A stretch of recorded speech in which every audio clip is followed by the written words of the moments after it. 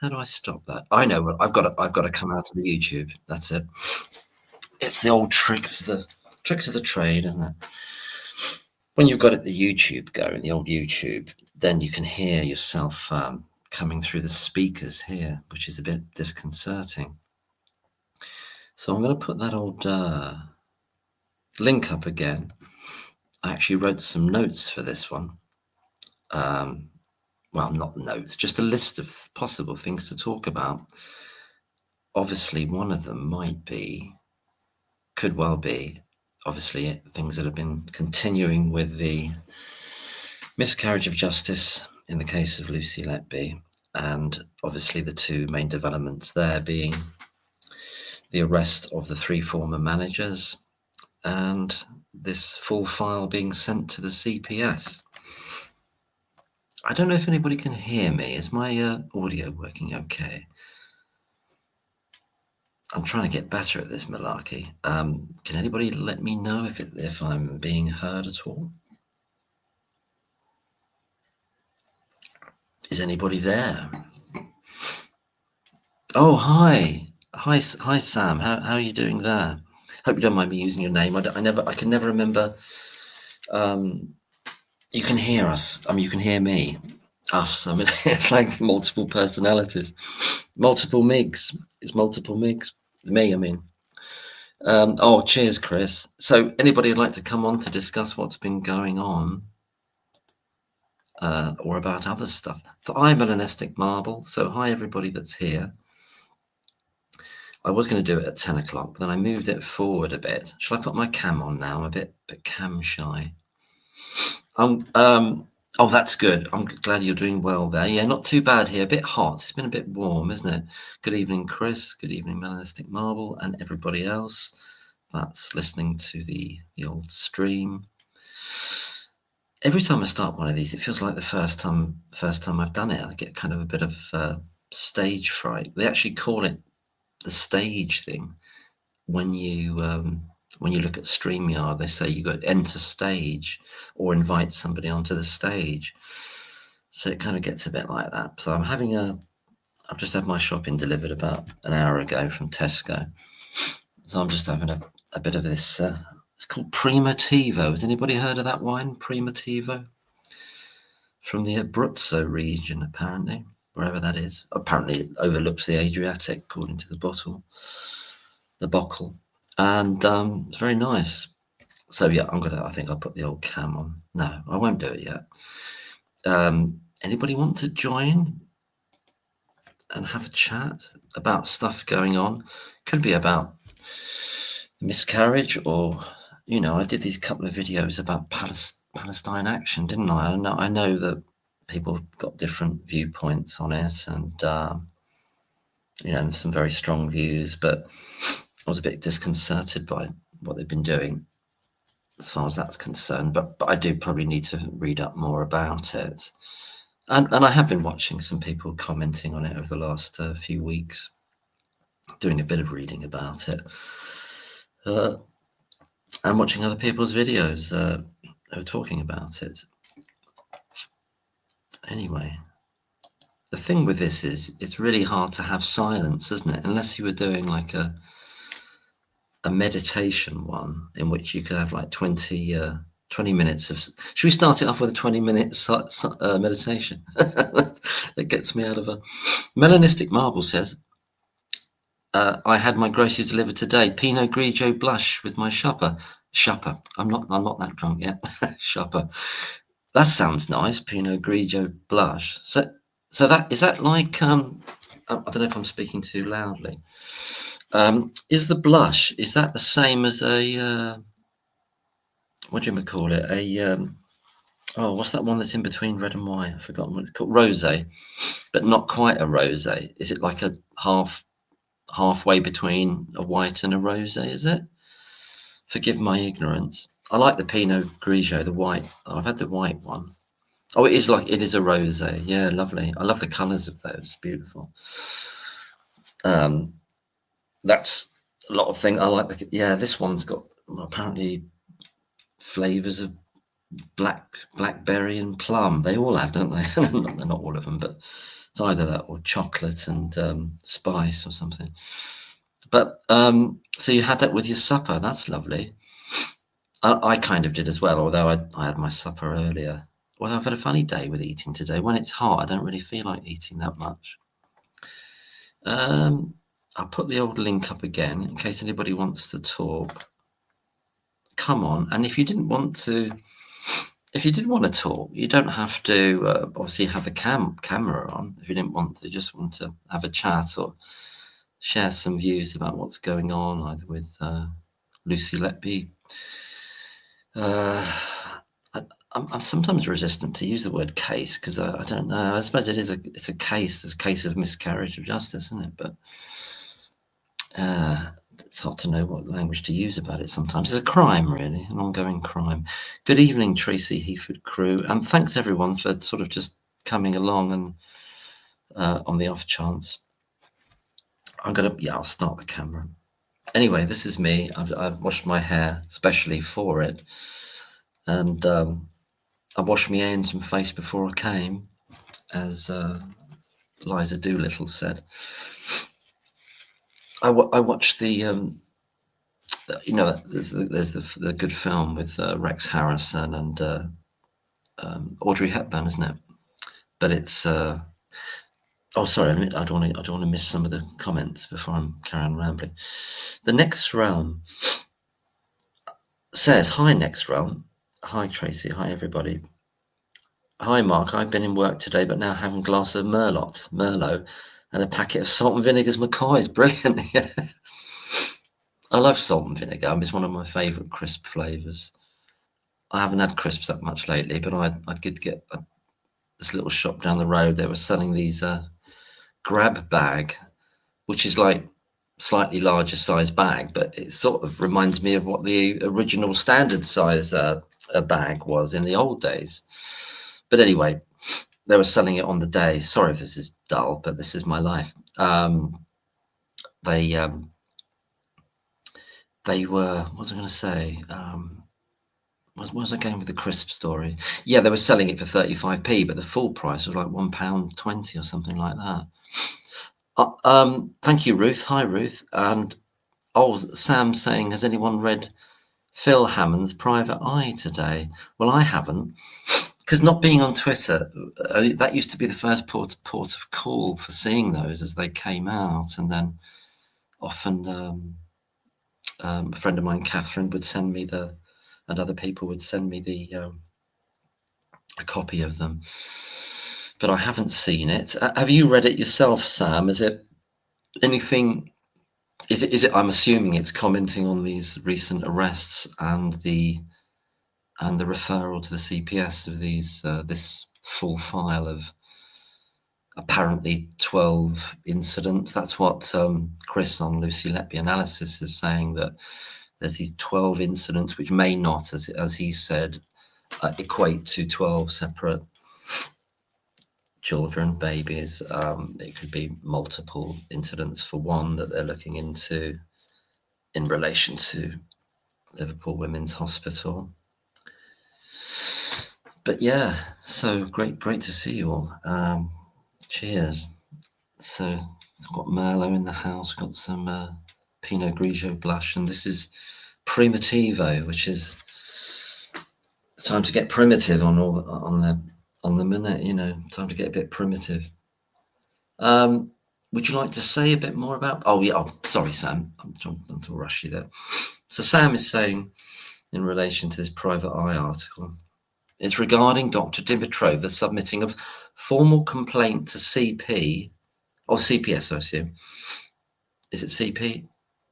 Oh, regarding gross negligence of the baby O liver injury. Oh gosh, good on Dr. Dimitrova, because she sent the police an offer of giving evidence to them, and they just blanked her essentially, didn't they? They blanked her. They blanked Dr. Dimitrova. How bloody rude. Oh, sorry, Cheshire Police, beg your pardon. So this is on top of that earlier letter that she sent to the police as a kind of general offer of assistance, didn't she? Offered her assistance and her expertise, and they kind of basically blanked her. So this is sounds like it's something much more specific. Well, it is obviously something very specific in relation to Baby O, gross negligence. So gross negligence, so that would be, see, I don't know all the ins and outs of the law aspect. So does that, I mean, obviously poor baby passed away. So does she mean gross negligence in terms of like gross medical negligence as opposed to, I don't know. Does anybody know whether the charge of gross negligence manslaughter can apply to negligent medical?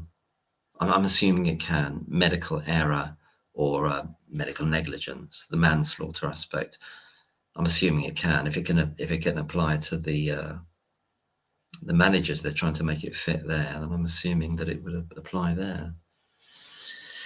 How long can the next round says, how long can Cheshire Police go on blanking her? Well, exactly. It's just horrible, isn't it? But hi, Tom Rogers. You have gross negligence manslaughter and voluntary manslaughter. Thank you. Gross negligence can apply to medical as well as non-clinical. Thank you very much, Tom, for clearing that up. That's great for that clarity there. And good evening. And how long can Cheshire Police go on blanking Dr. Dimitrova? Well, as long as they can get away with it, I suppose, unfortunately, because they don't want to hear I mean, you know,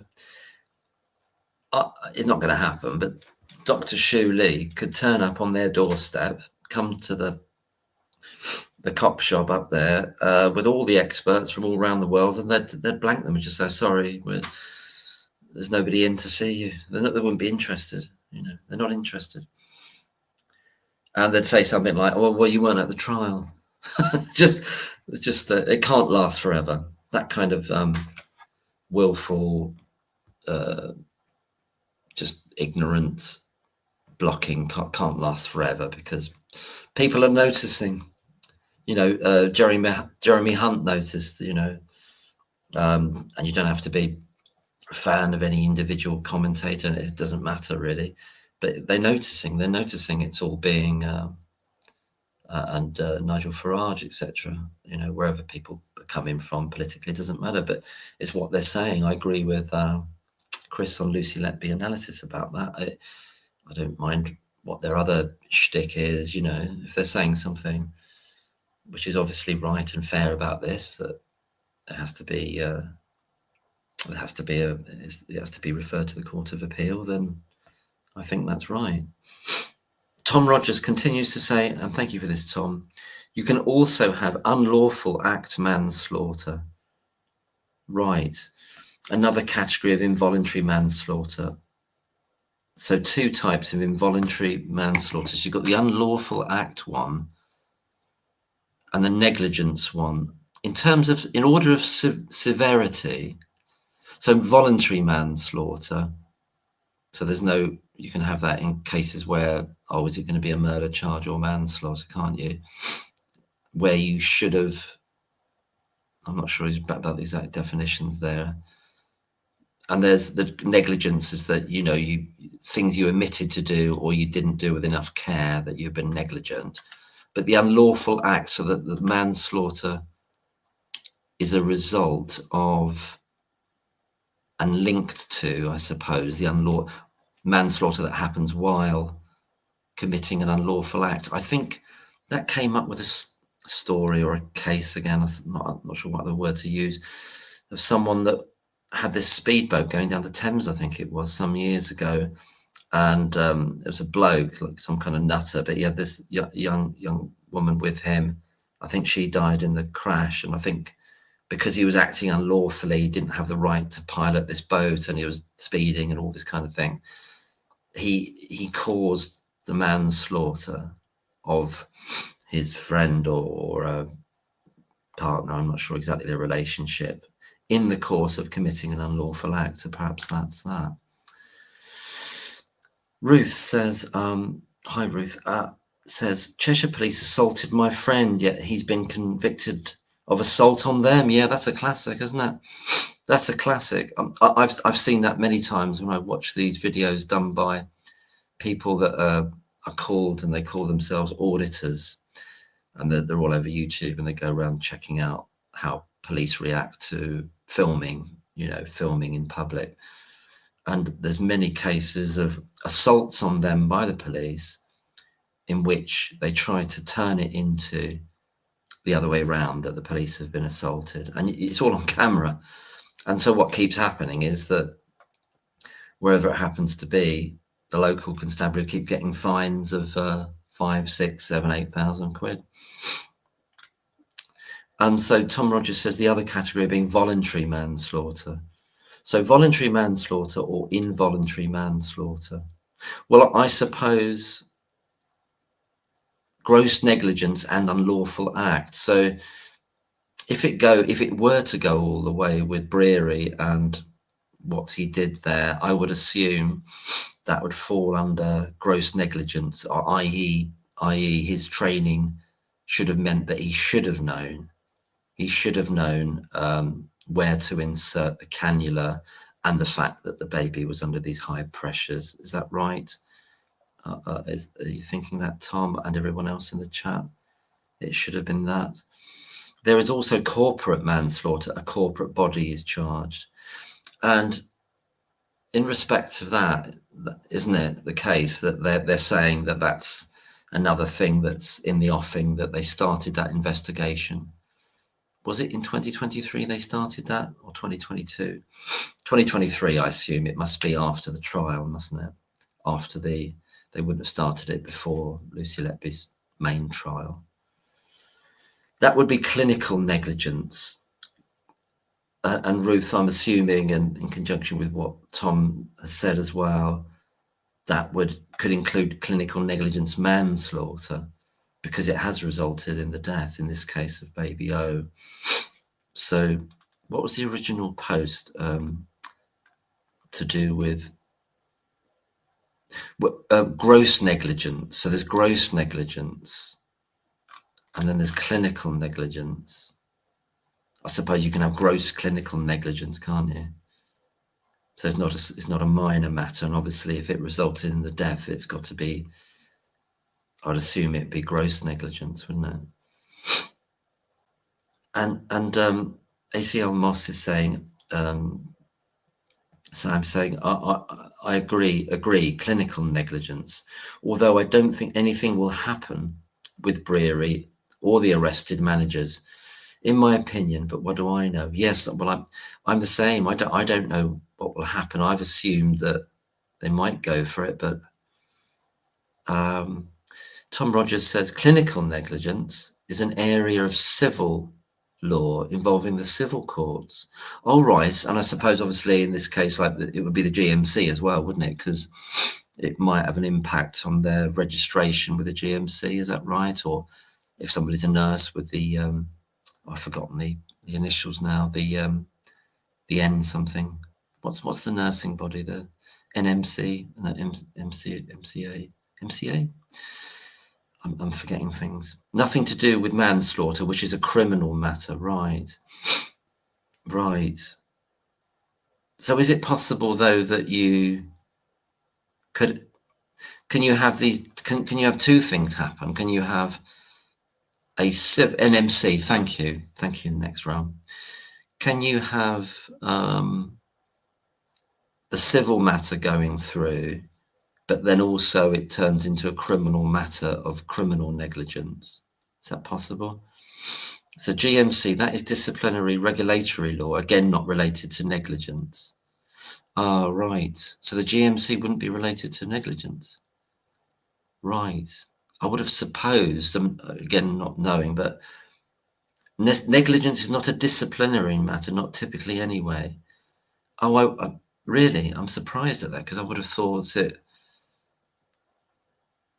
So if the GMC aren't interested in negligence, what are they interested in? Or if they're not interested in negligence, what sort of standards are they holding? Trevor says, hi, Trevor. They colluded with Breary and Jayaram, so will drag their heels on investigating them. I don't think they ever want to investigate them, because it ends up with being. I'll put the link in again if anybody wants to join the thing on the screen, either in audio as well. You can do it if you want. Fitness to practice. Yeah, fitness to practice. I've heard of that. And then obviously people can lose their right for fitness to practice. I'm a bit unclear about it. It's probably because I haven't, and I really appreciate all the information that's coming through about how it all would work out. Also, Tom is confirming you can have civil and criminal matters running in parallel, because the two types of liability can arise at the same time. Yeah, that makes absolute sense. I can see that. Fitness to practice, Ruth says. Tom says, negligence as in a mistake is not a disciplinary offence, right? It only becomes relevant if it involves a disciplinary offence. Is that when it relates to gross negligence, i.e. that it's so egregious that it should, but maybe it's relating to fitness to practice as opposed to, yeah, I'm getting a little bit, there's not anybody, I'm really appreciating all the input. It's me, I'm trying to spin all these plates of these ideas about how it would work out. I suppose this is an extract from Private Eye towards the end. I'm putting the link in again in case somebody would like to come on another chin wag, as it were. There's an extract also that Sam's going to do that. Melanistic Marble says, I think the word gross in gross negligence represents a greater departure from reasonable care than civil negligence, right? Yeah, that makes sense. Tracy says, how convenient for the consultants to leave out any iatrogenic potential causes. Oh yeah, for the collapses and deaths, yeah. That's exactly what they want to do, isn't it? And that's why they've got to have they've got to still cleave to the narrative that, and then that gets echoed by Evans and the other so-called experts in 2023, that the babies were all doing fine. It's all doing fine. They've got their hostage to fortune to that, and that's what Shuley and the panel, and obviously many other people in the interim have noted. Dr. McClelland very early on, all through, and obviously many other people, and Dr. McConville and Richard Gill, and the list is endless now. That they've, there were causes here. There were causes, both iatrogenic, but also that the sort of health status of the poor babies to begin with, and they were not in the right place. All right. So ACL Moss is saying, well, one of four. This is a bit from the. Sorry, my brain keeps stopping. Phil Hammond's Private Eye. This information has been passed by Dr. Dimitrova to Cheshire Police, the Cheshire Coroner, and the General Medical Council. All right. So I'm assuming that's the. So Tom, just to say what Tom says, gross negligence manslaughter arises a duty to exist and breach of that duty that causes death but falls short of murder. Right. The duty to exist. Yeah, so it's the idea that in terms of those managers, they're saying that they had a duty to be aware, or they were made aware of it. That's the story they're going with. They were made aware of it by the consultants, and they kind of didn't do enough, or didn't do it quickly enough, or didn't do it when they should have done it, when they were told about it, even though they did all those reviews, and Dr. Horden and RCPCH, etc. Point 2 of 4 from Sam says, whether they will take it. So this is Phil Hammond in Private Eye, and thanks for this, Sam. Whether they will take action is unclear, but Dimitrova has fulfilled her duty as a doctor to report what she believes was grossly negligent care. So this is in relation to Baby O, isn't it? It's Baby O, isn't it? And 3 of 4, again from Private Eye. Neither the needle in the abdomen, nor the excessive ventilation pressure was reported to the coroner at the time. Nor, indeed, they wanted to skate over that. I've always wondered whether they wanted to cover up the death of the poor baby in 2014 in relation to Dr. B and the doctor she was supervising, and somehow it got out when it shouldn't have done, as it were, and they would have done the same with that baby if they could have done. I know it's speculation, but I always wondered whether Lucy Letby had some input in making it clear about what happened there. I know perhaps I shouldn't speculate to that degree, but anyway. Trevor Chap, hi Trevor. They will need to respond to Sir David Davis, in the matter of perjury. It's stacking up. It's stacking up for them, isn't it? All these things. They can't keep going like, we're not listening, we're not, the Three Monkeys thing. Sam says 4 of 4, and thanks for these. Back to Phil Hammond. In one document submitted to the Thirlwall inquiry, Breary states that he wasn't directly involved in the triplets' deaths. Oh my God! I mean, and he's on oath there, isn't he? When he's making or however that document. I mean, I don't know if he said it verbally. Is it in his testimony at Thirlwall? So is he breaking his oath if he said that when it's? Oh God! Well, I suppose it's just obviously he's not going to say he was. He's obviously not going to say he was, is he? But is he kind of saying he wasn't there at all? But I mean, he can't do that, can he? Because there'll be a matter of record, won't it?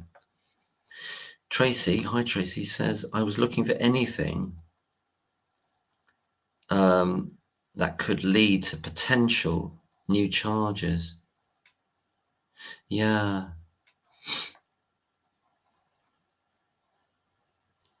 4 of 4 is unbelievable, melanistic marble. It is unbelievable, isn't it? But with these sorts of things, it's never a surprise. It's not a surprise anymore, what they've done. It's not a surprise. Oh, we've got 21 people. Thanks for everyone for coming in on this warm July evening. Hope you're all doing well. And I don't know where it's all going to go. I don't know if anyone or everyone or anybody at all saw the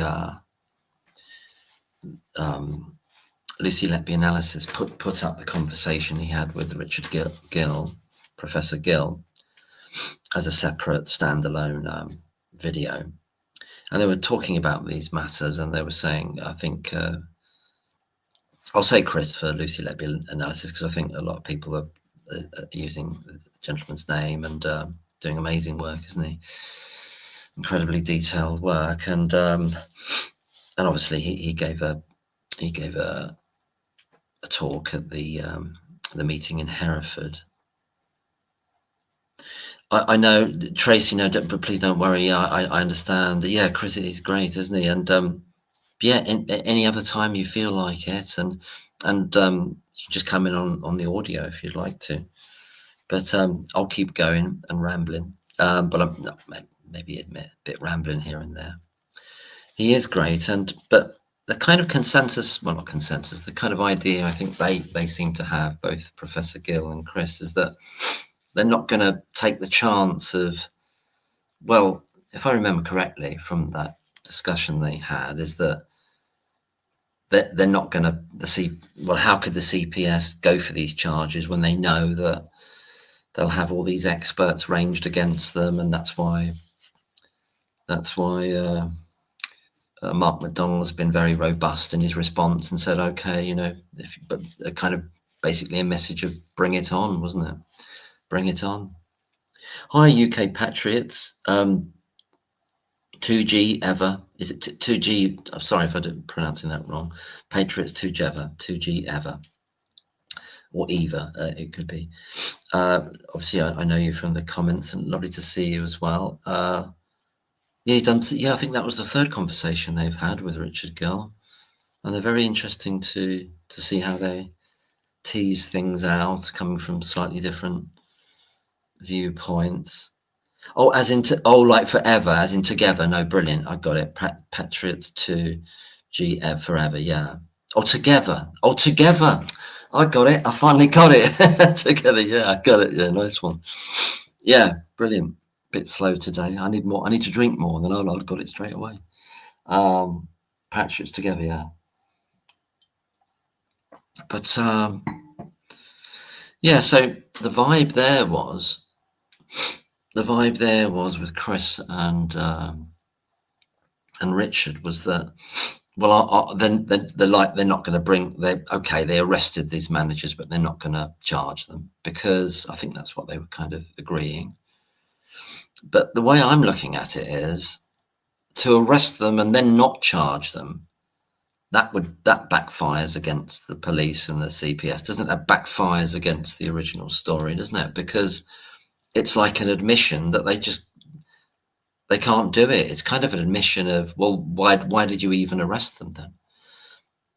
There's a third position of that they're not necessarily going to not do it or do it, i.e. come to a charge. It's all about strategy, about what they're doing as a kind of a holding position to kind of worry the other side. And it's a bit of a desperate lashing out type of thing to say, oh, we're in charge of this still. We can arrest other people. We can send full files to the oh, Tracy's going to come on, so I'm going to invite. How do I do this now?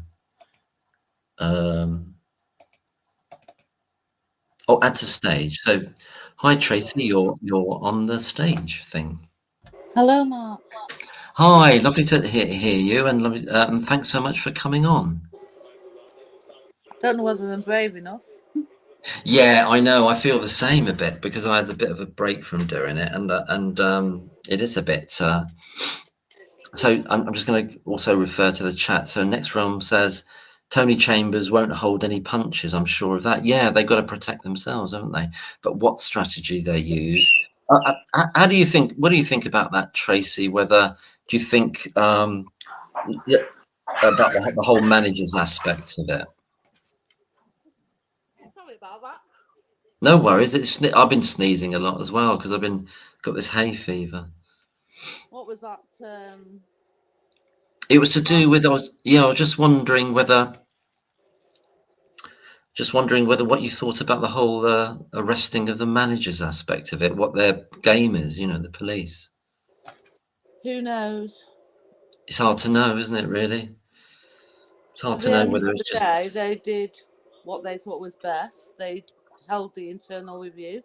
Yeah, they did. Review, and they did contact the police, didn't they? So they did, and the police initially told them, I think it was the assistant chief constable, and they said, oh, well, there isn't enough here for an investigation. It was only subsequent to the old oh, we've lost Tracy. Hopefully she'll come back.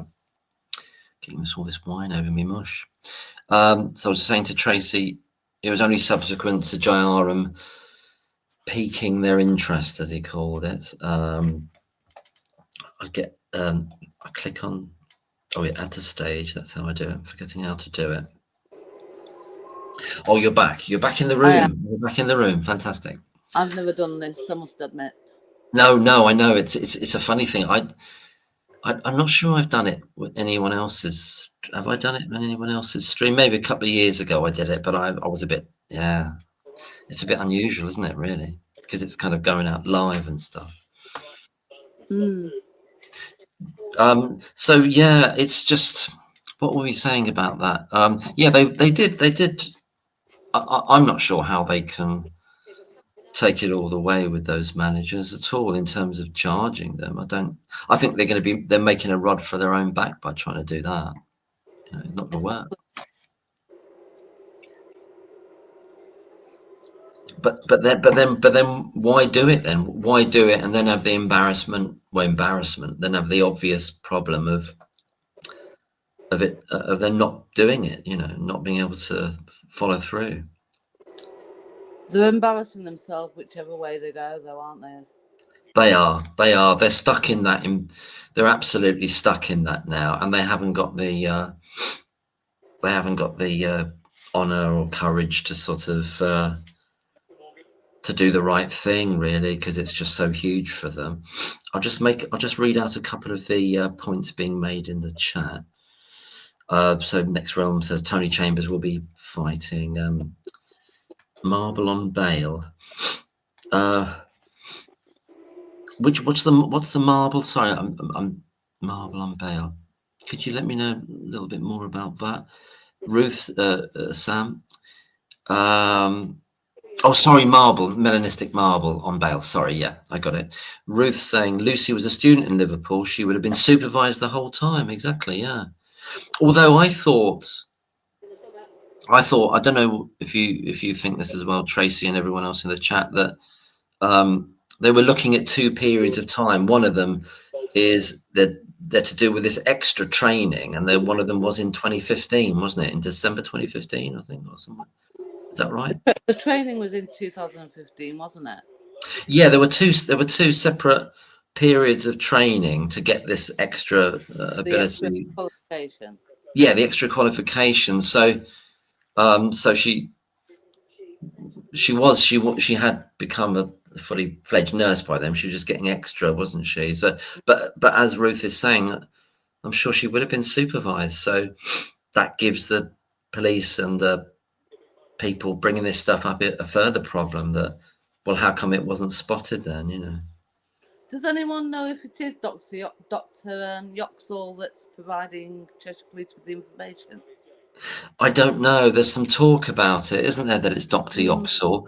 And on a video I watched, I can't remember whose it was. It might have been one of Mervyn's videos, where sorry if it's someone else's, but he shows the email exchange between Breary and Yoxall, yes.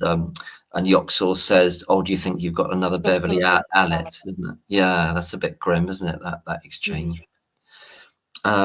Vivian, hi Vivian, is saying Nadine Dorries. Yeah, I forgot about her because she's really been really strong on this for a long time.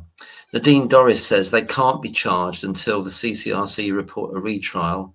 CCRP report or a retrial is complete, as the charges wholly rely on Lucy's guilt. That's interesting. Yeah. So they're stuck in this thing about how they order what they're trying to do, aren't they, really? It's weird. UK Patriots Together says, if they charge the managers, wouldn't that then bring into play the grievance investigation and the RCPCH review? Well, it would. It would, wouldn't it, Tracy? I don't know. Do you think? Well, I've said many times, I've not on different videos on comments that it will just open a Pandora's box.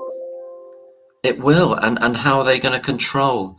How are they going to control where it goes? So that seems to work a little bit in the way that Chris on Lucy Letby analysis and Richard was saying, that they're kind of wanting to float it out there as an idea, but they're not gonna really go for it. But because everything will come out that way, won't it? Well, it will. I mean, my thoughts about it initially was that it was all around, well, what kind of defence would the consultants use if they're looking at a potential prison sentence? Not consultants, sorry, the managers. If they're looking at a potential prison sentence, would they risk trying to say, oh, we now don't believe, or we didn't believe then, that Lucy Letby was guilty of this, and we don't believe it now, even though there's been these convictions? It would be a high risk strategy for them. But really, their job is really to say that they did all they could at the time, I suppose, whatever they believe privately about Lucy. Well, when Dr.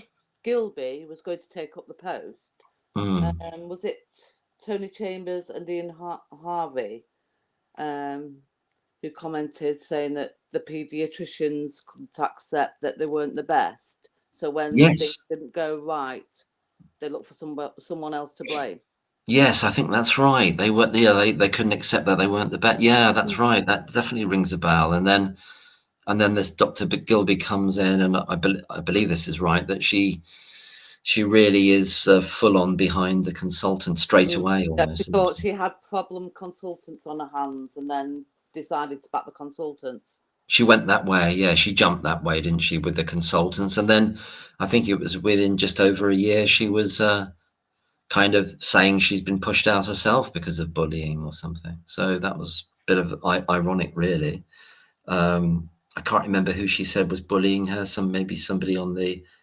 I can't remember what's that with hospitals. You've got the chief executive, and then you've got this other group that kind of deals with hospital matters in a managerial way, like a council around it. I've forgotten the name for it. Does that ring a bell? What I'm trying to get at?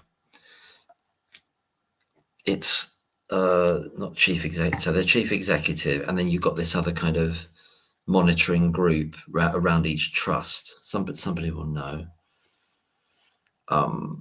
So yeah, UK Patriots Together. I agree. I think it will bring those in. Hughes isn't the sharpest tool in the box. No, he's not, is he? He's not. Oh, Hughes. Yeah. Smoke and mirrors. Yeah. Hi, Tom. Nice to see you there.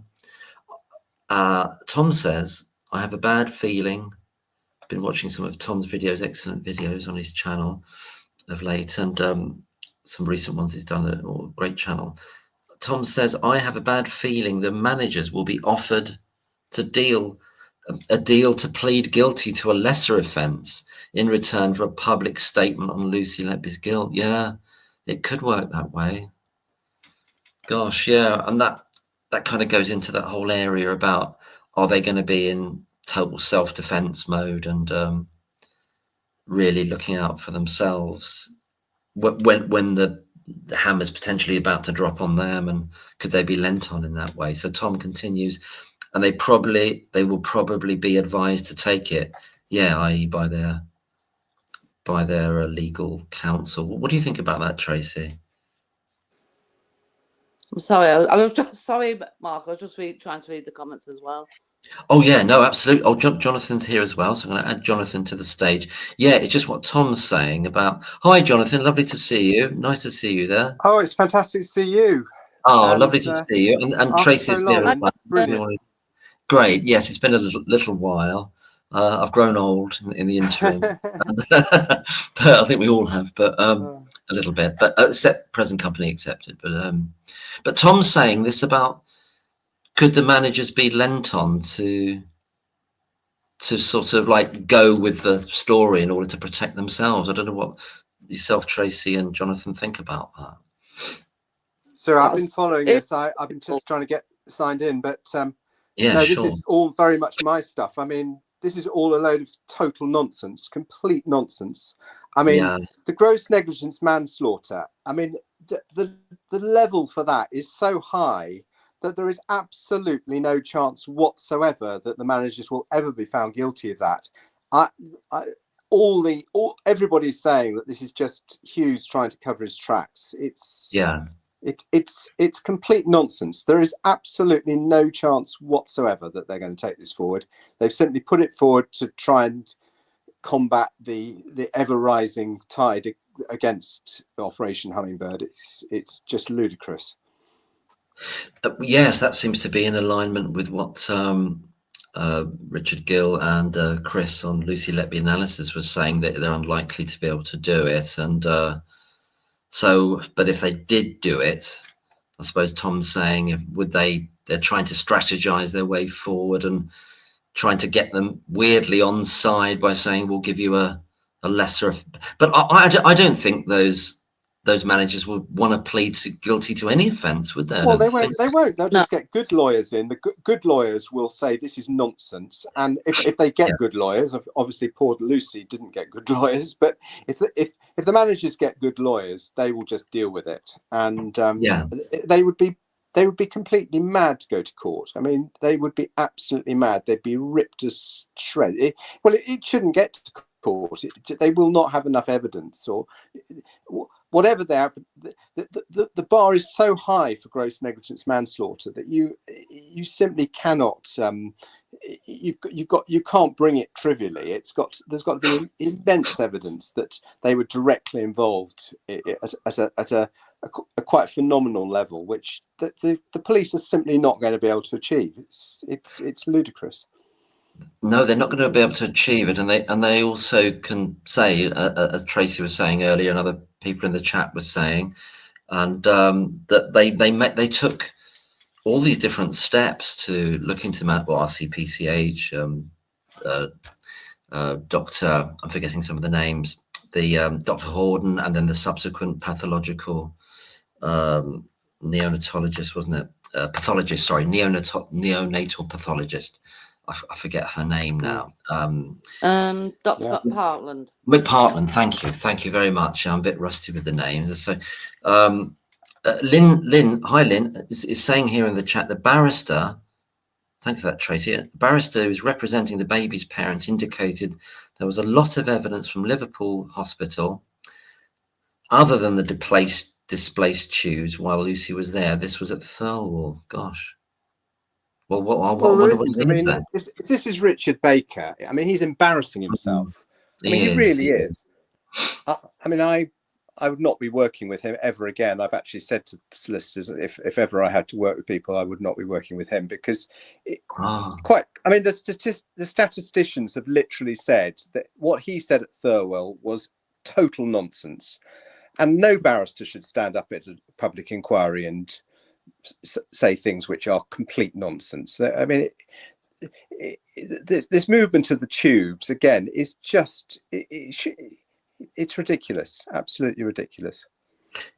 Focusing in on the tubes, Ruth McCauley's saying one of the allegations from Liverpool is water in the breathing tube, completely laughable because water is normal. It's called quote unquote rain from humidified air. Thanks for that, Ruth. So there's all these kind of spurious attempts to add extra things in it. It's really desperate, isn't it? They're really desperate to find something there. It looks so, it's just hideous that they just want to, they're trying to back up what they've done so far with this, aren't they? That's their strategy. I don't think they would have gone for any of this or even thought about it, this so-called full file that they, we've lost Tracy for a minute. Hopefully she'll come back. They're looking desperate. They're just trying to, well, if you didn't like, if you're attacking our original story, we've got more to add for you now. That's what it looks like to me anyway. I mean, that's exactly what it is. And, you know. Yeah. And it's this Operation Hummingbird. There's no time scale on it. Well, you know, with what more can they do need to define their time scale. They do need to sort things out. I mean, you can't have a police investigation which has already been going on for 7 years and has no, I mean, yeah. Sorry, I think Paul Hughes is just your recent video, just Mark, just absolutely had me in stitches. I just loved it. Thank you. Yeah, I mean, he's a character, isn't he? I mean, he's a sort of, you know, he's just so out of his depth in that world, and sort of makes a kind of, he makes it a kind of credential that, well, he's this kind of innocent character that he's being told all these things all the time that later turn out to be complete rubbish. And that's never really been tracked down in terms of him having to prove this. The idea that unexpected things never happen in neonatal wards. He's held on to that, you know, like it's a truism right from the beginning, isn't it? Well, it's bizarre. Well, you don't really need monitors, do you? If you know that nothing ever unexpected ever happens to a baby, do you? It's just not necessary. I mean, well, that's right.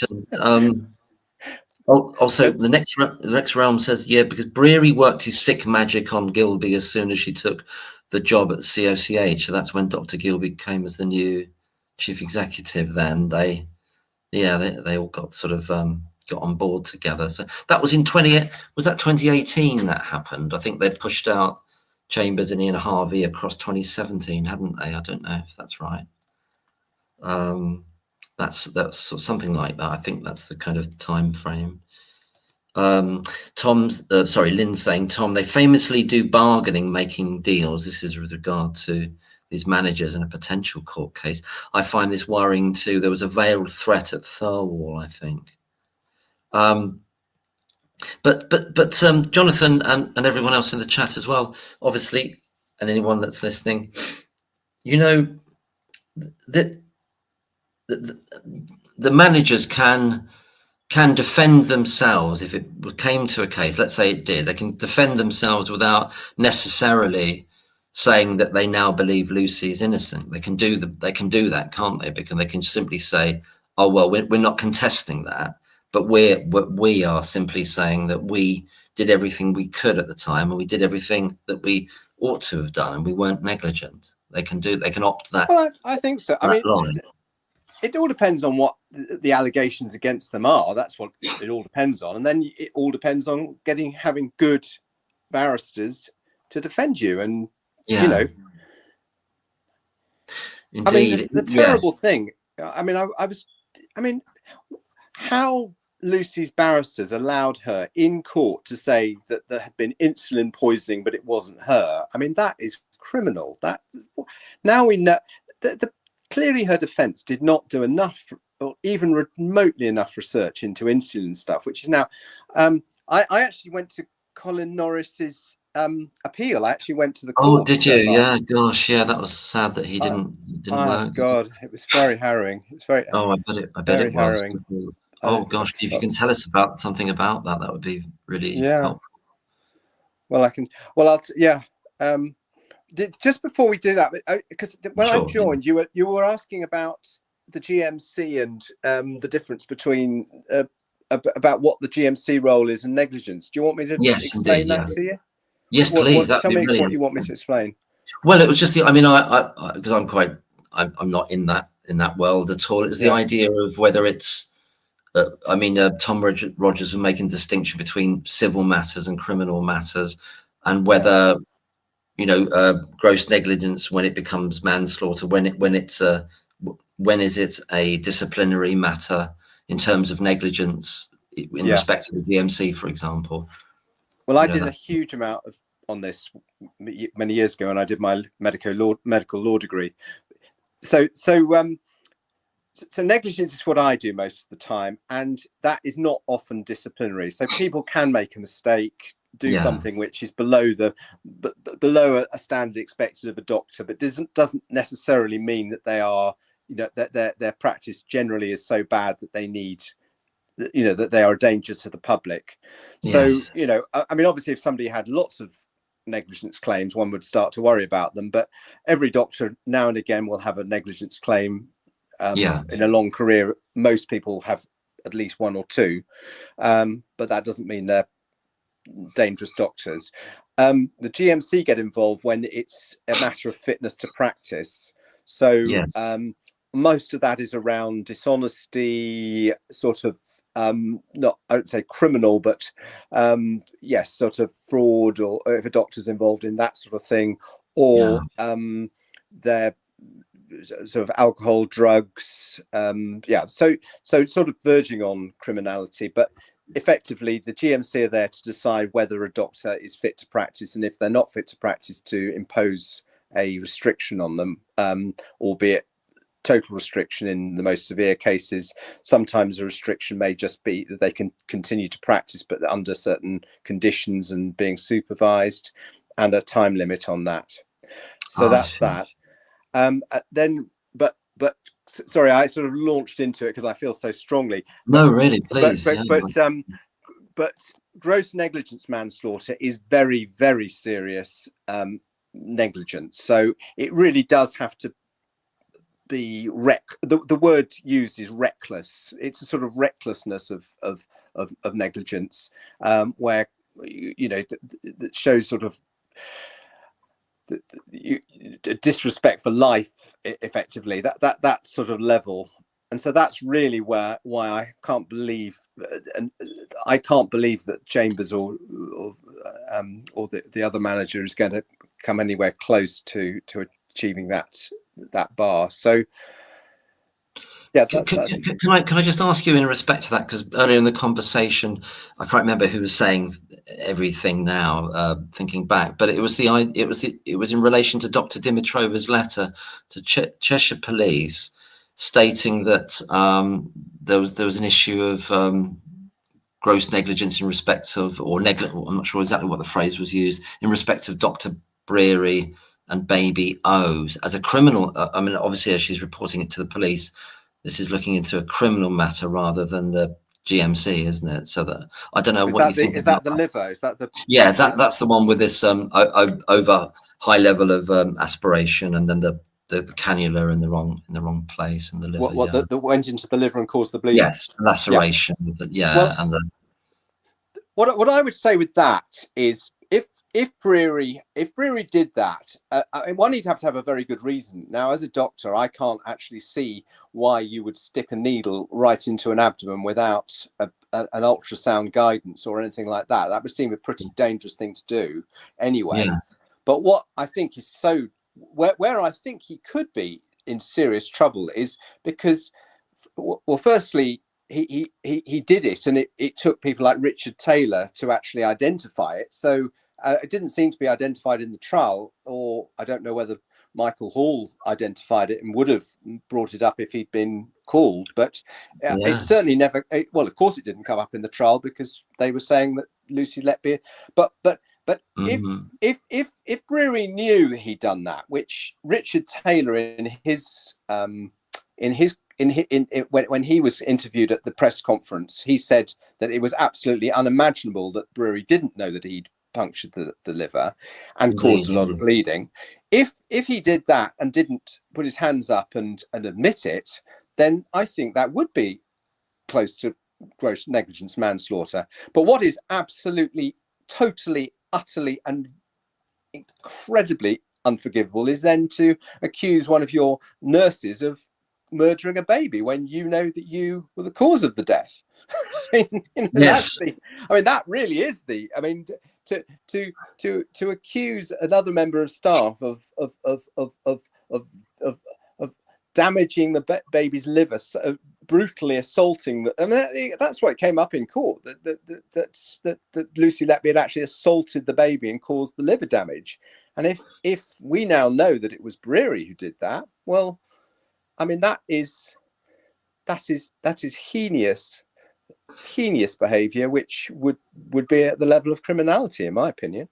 I think it would be, wouldn't it? Because but I don't know whether what was the name of the doctor at the Dr. Taylor? You're saying Dr. Taylor, Dr. Richard Taylor. Taylor was saying at that conference, he was saying that the doctor, because he didn't use Dr. Breary's name, but he said, we know who it is, and they know. More importantly, they know it is him, didn't we? Yeah, we know now it's him. But the point Dr. Taylor was making is that if I had done it, I would have known I was responsible for it. So he's saying that Breary knows he's responsible for it. So, and that's the point you're making, isn't it? That he's obviously allowed he's allowed somebody else to be accused of murder for that. Well, I mean, it's worse than that. He has accused somebody else of murder. I mean, he's the person behind it. It does go further. It's far worse. I mean, he is the person that set Lucy Letby up. So he can't get away with it. He can't get away with it. What crime would that encompass? Perjury, then? The idea that you know that you've caused the death of a child. I'm not saying it's with malice aforethought or deliberate, but that you then you allow somebody else to take the blame for it, or like you're saying, actually accuse somebody else of causing the death. Would that amount to perjury in and of itself? Well, I'm afraid worse? I don't do criminal law, so I don't really know. But but it's just outrageous that we can go through a 10-month trial and all this didn't come up. I mean, it is, and particularly when it was, as soon as Richard Taylor first looked at it, and then the Shoe Lee have endorsed entirely what Richard Taylor and everyone else has said in there when they looked at it. So yes, they have. So it's just they're trying to stop the whole edifice coming down, aren't they? So this thing about sending the file to the CPS about Lucy Letby from the Liverpool Women's Hospital days, although I've not seen it reported anywhere. Is it specifically to do with her time there, or does it also encompass the years 2012 to 2015 while at COCH, or do we simply not know what they're referring to? We don't know. I mean, we don't know. The women's hospital, they've said that Thirlwell. I mean, I couldn't bear following Thirlwell because Thirlwell was so stinted towards her being a murderer but I do understand that people at the women's hospital did come back when saying strange things happened while she was there.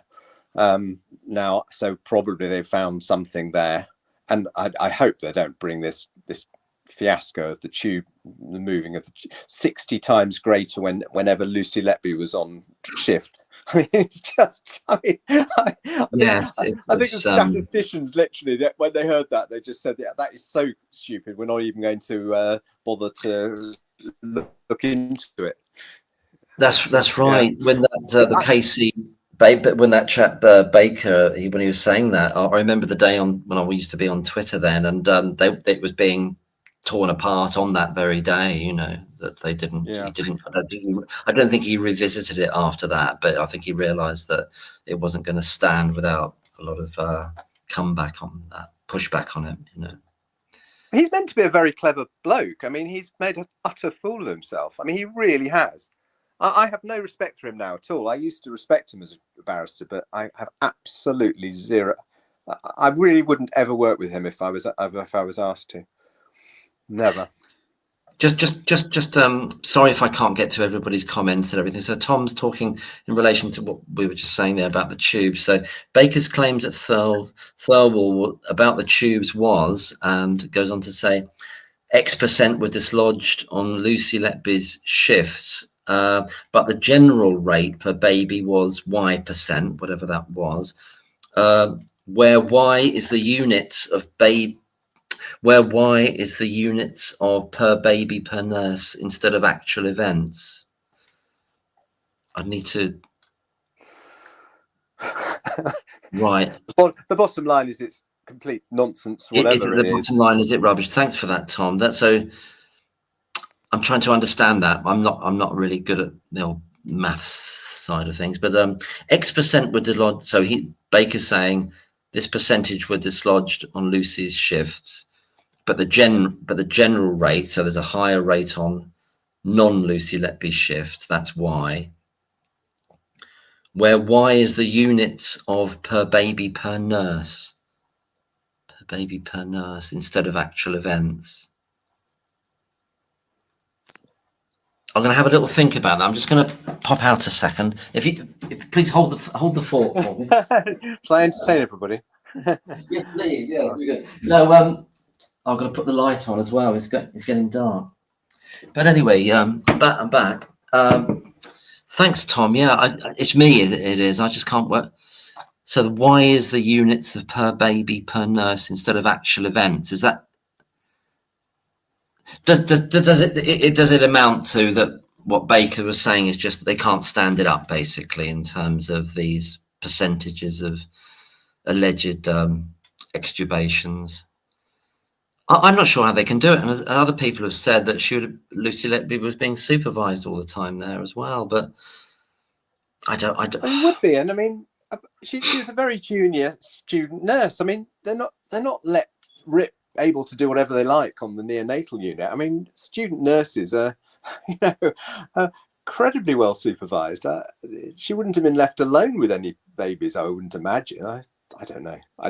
Of course I don't. I know what you mean. If you'd like to come on and talk more about that, Tom, that would be great. And in the meantime, Vivian saying, she has also passed on her report on Baby O. I'm assuming this is Dr. Dimitrova, to the GMC and the Cheshire coroner. So she's done this 3 tripartite thing with the Cheshire police, the coroner, and the GMC. So she's trying to hit all the bases there, isn't she? She's doing great, Dr. Dimitrova. She's not letting it go, which is fantastic. But apparently some horrible person's referred her to the GMC, unfortunately. I mean, not that I think she certainly won't have any problems with the GMC, but I mean, it's just horrible to have this happen to her. It is horrible. So this is something I'd like to ask you, Jonathan, is that early on, where people were talking about this idea when Chambers said, don't cross this line, and the idea that consultants were potentially being threatened with being reported to the GMC in terms of bullying behaviour, or behaviour unbecoming of a consultant that might have crossed the line there. People were saying, I remember people saying things like, once you've been reported, they don't allow you to continue. Is it always the case? Would you be stopped from working until it's been resolved with the GMC? No, it depends on what the problem is. If it is a criminal thing, well, I had a very, very, very, very sad case that I had. I don't even. Yeah, I will share it actually. I won't say any names, but a friend of mine, the police was accused of fraud in a pharmacy. She was a GP, and she was arrested, taken to a prison cell, and she was told that she wouldn't be working, and she ended up committing suicide, which is one of the most awful things. She was a wonderful GP. Oh, I'm really sorry. It ended her. So So in very severe cases where there's criminality, where a doctor is accused of criminality, then you would be stopped. However, in other more minor things like bullying, you probably wouldn't be. So and there's a lot of, and in fact you've got to understand that the GMC only actually investigate properly about 10 to 15% of the allegations made to them. So it's a very small number, and the actual number of doctors that they strike off completely is incredibly small. In fact, sometimes it's thought to be too small, really. So, but obviously, once you are referred to the GMC, it's that sort of no man's land. You just don't know. You're incredibly vulnerable. You just don't know what's going to happen to you, and that's what doctors fear. Yes, the no man's land aspect of it. I don't know now. At the time, the idea that Dr. Jayaram and Breary were on this gardening leave, I'm not sure whether that's come to an end now, or I don't know. Yes, I don't know. What is it's all. If you try looking on the Countess of Chester website, it's very difficult to. I've looked in the pediatric. I think they're keeping, but I don't know. I can't imagine they are back. I don't know. That'd be interesting. I don't know. I don't know if there's anybody in the chat that would like to tell us that, or knows any more about it, or I don't. But please don't take any risks if it's a bit risky for you to do that. Tom's saying a bit more about these statistics. Sorry. Whatever the actual numbers were, he divided, I'm assuming that's Baker, is it? The comparator group by a factor of about 40. So basically the maths are all out in terms of statistical likelihoods that there's something going wrong on Lucy Letby's shift. Is that the long and short of it, really, that they've just run with this idea and it's not stacking up statistically. I think that's the kind of gist of it, isn't it, overall, in terms of these extubations? But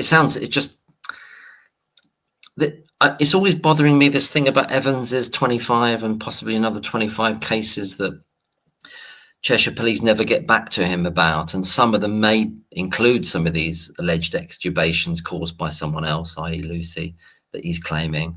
But I don't know whether that is the case, or whether this is this Dr. Yoxall and it's someone else from. I'm not saying it is Dr. Yoxall, but there is obviously this link between Breary and Yoxall from Liverpool Women's Hospital.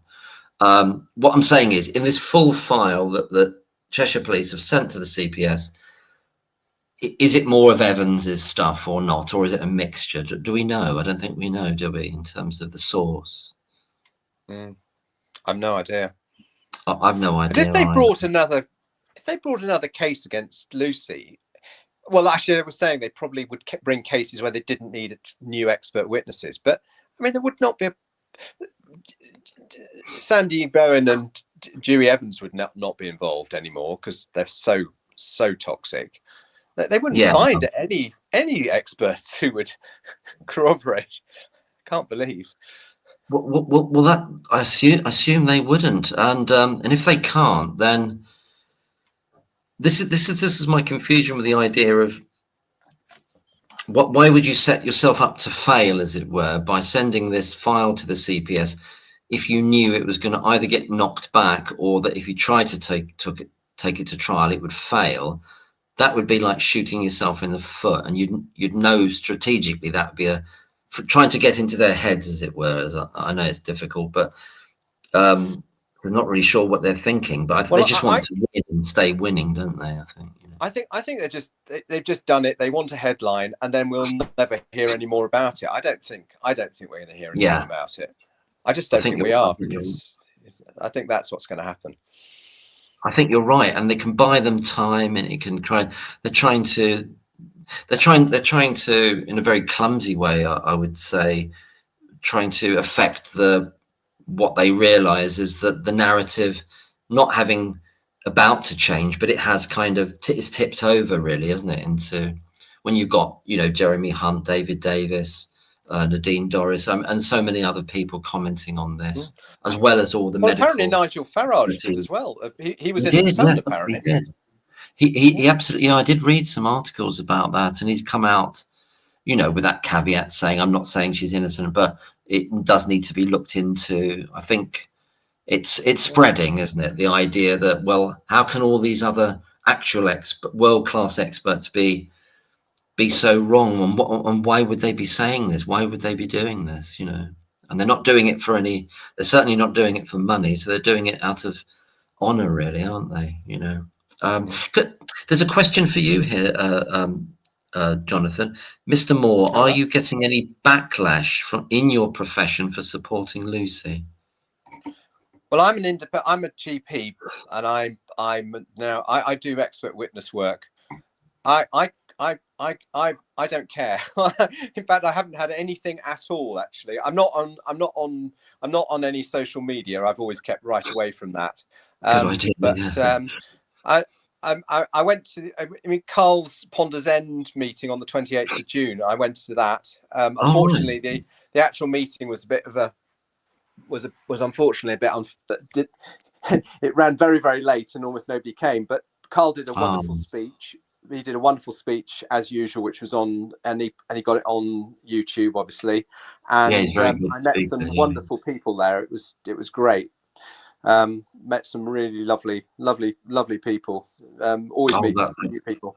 So it was only a very small meeting, but great people. But no, there are people who are worried, but I'm an independent GP now. I was a partner in a practice, but I now do locums. I work.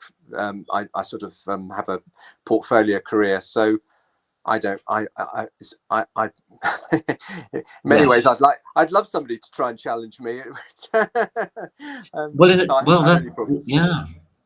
This is it in a way, because and it similarly to Dr. Dimitrova, and you said she's being reported. So, but I think it will backfire on them if they go for people that are obviously doing this not out of being recalcitrant or any other personal vendetta. They're just doing it because they want to get to the truth, and they feel there's been an injustice. So, if those people are attacked and it's done publicly, then I think it'll always backfire on them, because it seems as though they're just clearly they're willfully trying to keep it batten down the hatches and keep it all to stop it changing, to stop it being overturned, really. Yeah. Which is I'm just going to go back to the chat a bit. Can you imagine?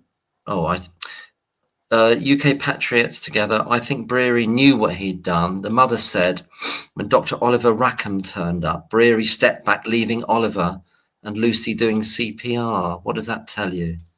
Gosh, I didn't know that bit. So there's something in the moment of so that I'm assuming that's come from the Thirlwall documents, I assume.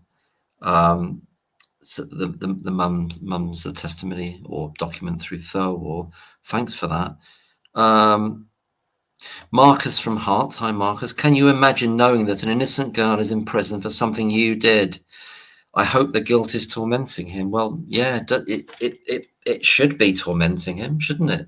Jonathan? I don't think it is, because one of the few things I saw at Thirlwell was Brewery being interrogated, and he had the brass neck to actually say, "Oh, I think she was killing lots of other babies before 2015." I mean, terrible. The expert evidence is that he knew that he'd done damage to baby O, and if he can say that in the Thirlwell inquiry, and he can testify against her, or if any of them can testify against her when they know what the truth is, that's evil beyond evil. It's evil. It is evil. Again, trying to get into the evil mindset. It's their only direction of travel other than coming clean. All they can do is just keep going further into that idea, can't they? And that's what the police are doing. That's obviously what Brewery's doing. They're stuck on that now. The only alternative is to kind of give it up, basically, and say, "Oh God, mea culpa, what have we done?" And I don't think they've got the character or the courage to do that. It will have to be forced upon them through the process of, well, probably not a retrial, but just a simple exoneration, and then what will follow from that we'll have to see, and that's yet to be seen, I guess, isn't it? Because if Lucy Letby is exonerated, or when Lucy Letby is exonerated, everything else other things will fall out of that, and that will include Brewery's potential. I'm not sure exactly what the charge would be again for this, but this is so interesting, because basically Lucy Letby culminates everything that is absolutely the worst in both the NHS and in the criminal justice system. I mean, she has basically, the poor girl has been at the absolute heart of everything that is rotten in both systems. And when she's exonerated, what should happen is that both systems have a proper look at themselves and say, "This is absolutely outrageous. This must never happen again." But I'm just very worried, because the amount of money it would take to properly investigate it, but it needs to be investigated. This must be what she has been through must have, lasting consequences, so that both systems are reformed forever. We've had this. I was involved back in 2009. It was called Open Disclosure, and it came out and David Davis has been talking about this, but it's been around for many, many years. In fact, it started in 2003. I was involved in trying to get it more into the mainstream in 2009, and that is to say that if somebody makes a mistake, you've just got to you've got to without fear of any consequences, you've got to admit it, you've got to investigate it, you've got to learn from it, and then systems have got to change as a result of a mistake that you make, and you must not be blamed or culpable for it. And this was something that was really being pushed. But the trouble is that people just fear so much that if they make a mistake, that's the end of their career, that they'll never be able to be employed again. And they just fear the consequences so much, as we've seen in this case. And because it's quite clear now that the Countess of Chester Hospital was just a completely not fit for purpose unit. We now know that. But instead of just them coming clean and saying, "Look, we're out of our depth. We don't know what, we really aren't up to the job. We need some help." They then accuse a nurse of murder. I mean, and thought they could get away with it, which is ridiculous, because now it's all coming out. She will be exonerated, and it's a billion times worse for all those concerned. It is, and they can't acknowledge it to the nth degree now. Even if they allow a little in their mindset, I'm thinking they can't allow even the tiniest of cracks in their dam that they build up against the truth, really, because it will all fall apart for them. But although we're in a weird situation where there's a growing number of people can see it's all utterly wrong, but yet it's a legal fact that Lucy Letby is a serial killer, which is a complete nonsense, and it's abhorrent, but it nonetheless is a legal fact. But it's got nothing to do with the truth, or Well, that's justice. what's got to come out, because I think what we've learned from Colin Norris, because I don't know all about the Colin Norris, but when I was at Ponder's End, I met this wonderful girl. I better not say her name, but she wants to keep anonymous, but she's been an incredible researcher. She was at the 19 Nurses Conference in Hereford, and she spends all her time with miscarriages of justice. And I don't know all the facts of the Colin Norris, and actually sitting in court, what I heard was quite compelling against him. But what is so worrying is the Court of Appeal can easily find legal sort of nuances to say that Lucy Letby cannot be exonerated, and things like the fact that her defence team did such a bad job for her and all this sort of thing. But what has got to come out of this is, in any miscarriage of justice, that however that was reached, the brutal truth must come out. Was this person guilty or were they not? And if they are not guilty, even if the legal nuances were not complied with, and it's possible for the Court of Appeal to say, yes, we're not going to uphold your appeal, you've got to stay in prison, as has happened with Colin Norris.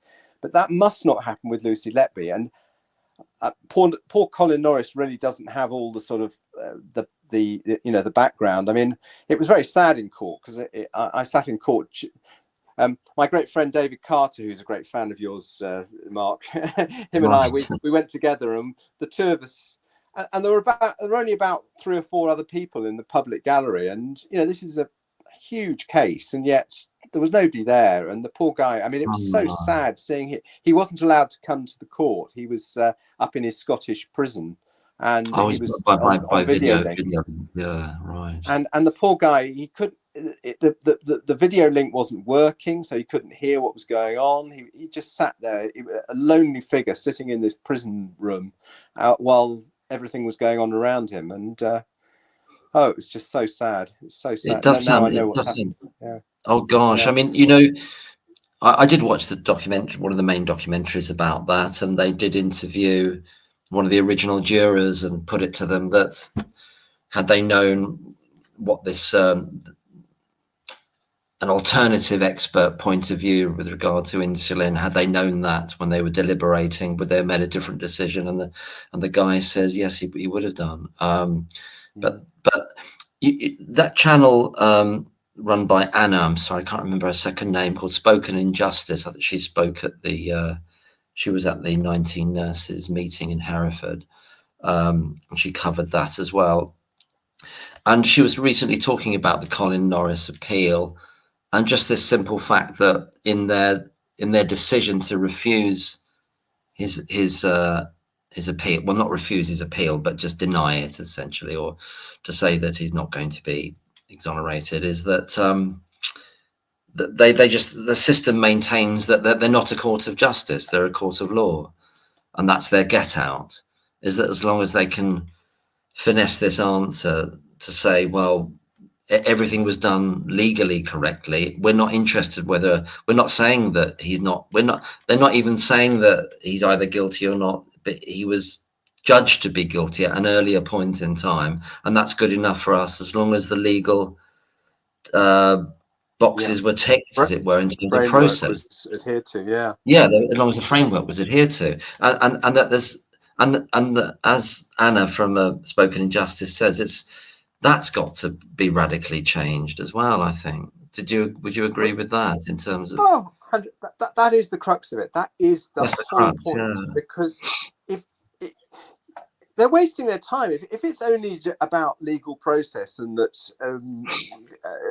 but they're not willing to consider the underlying matter of justice. That all anyone cares about is the justice part of it.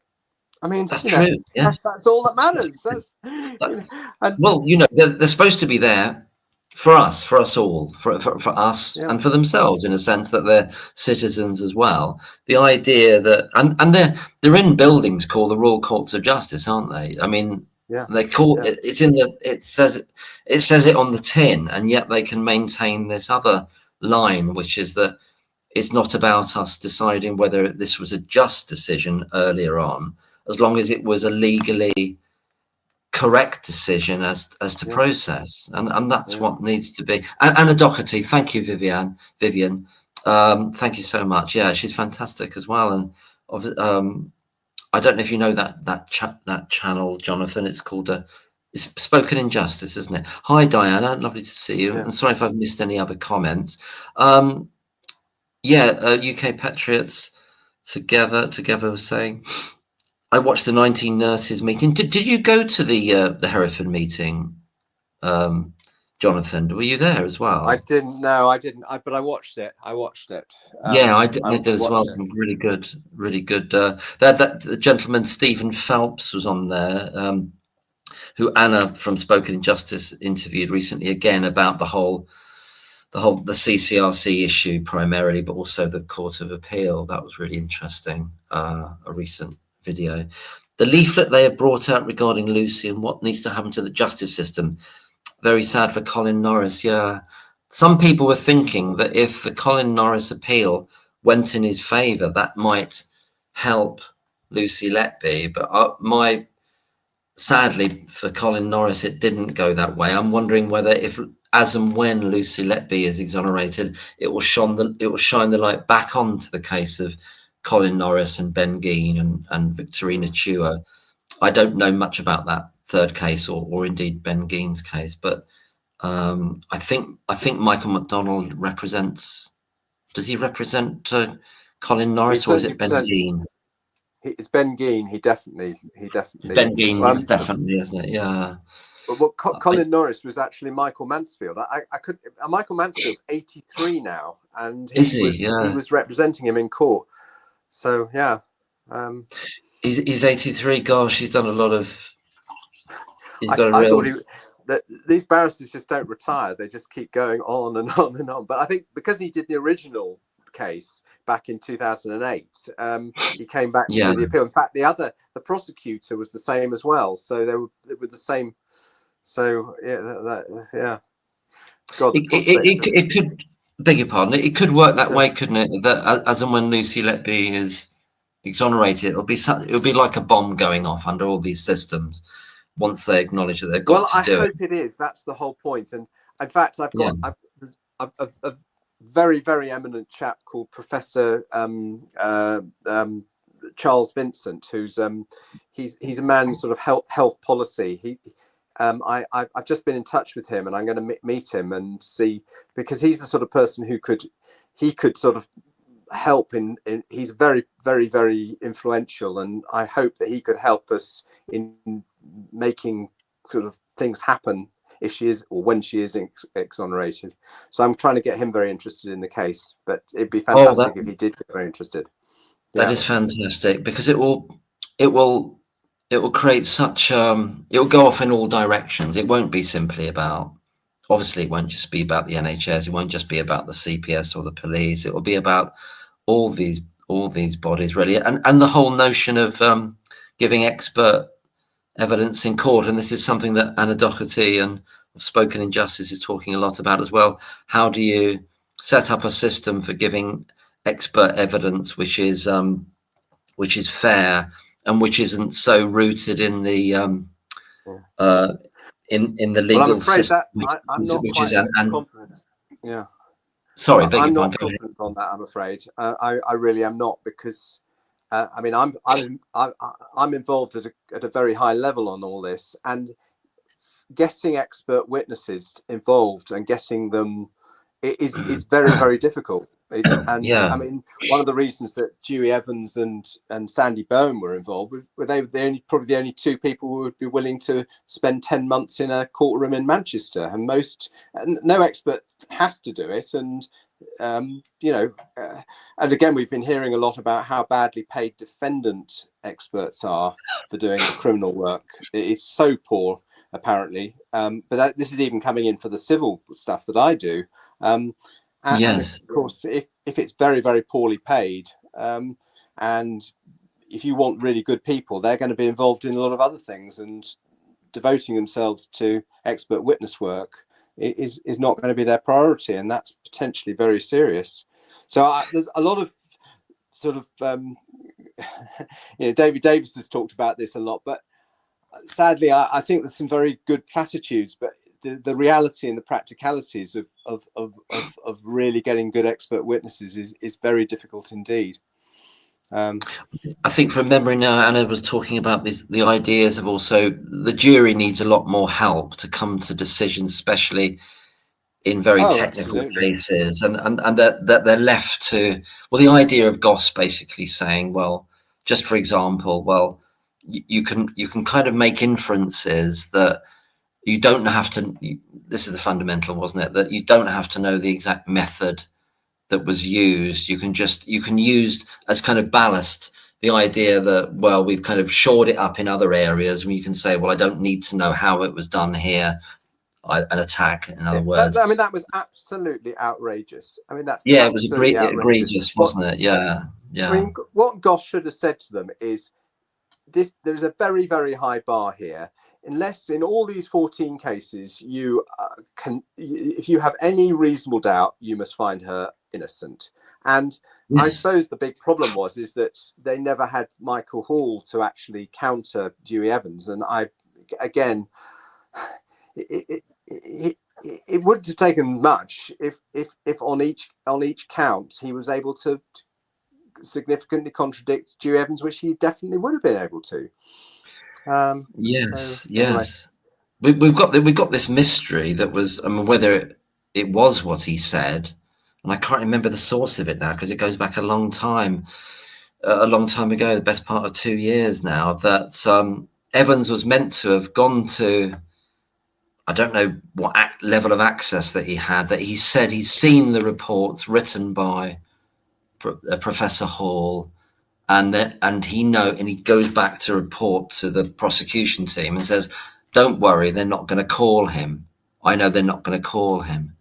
And I can't, and I'm not sure anyone's tracked down or worked out why he said that, on what basis he said it, and what it means for how it was orchestrated there, how it was set up.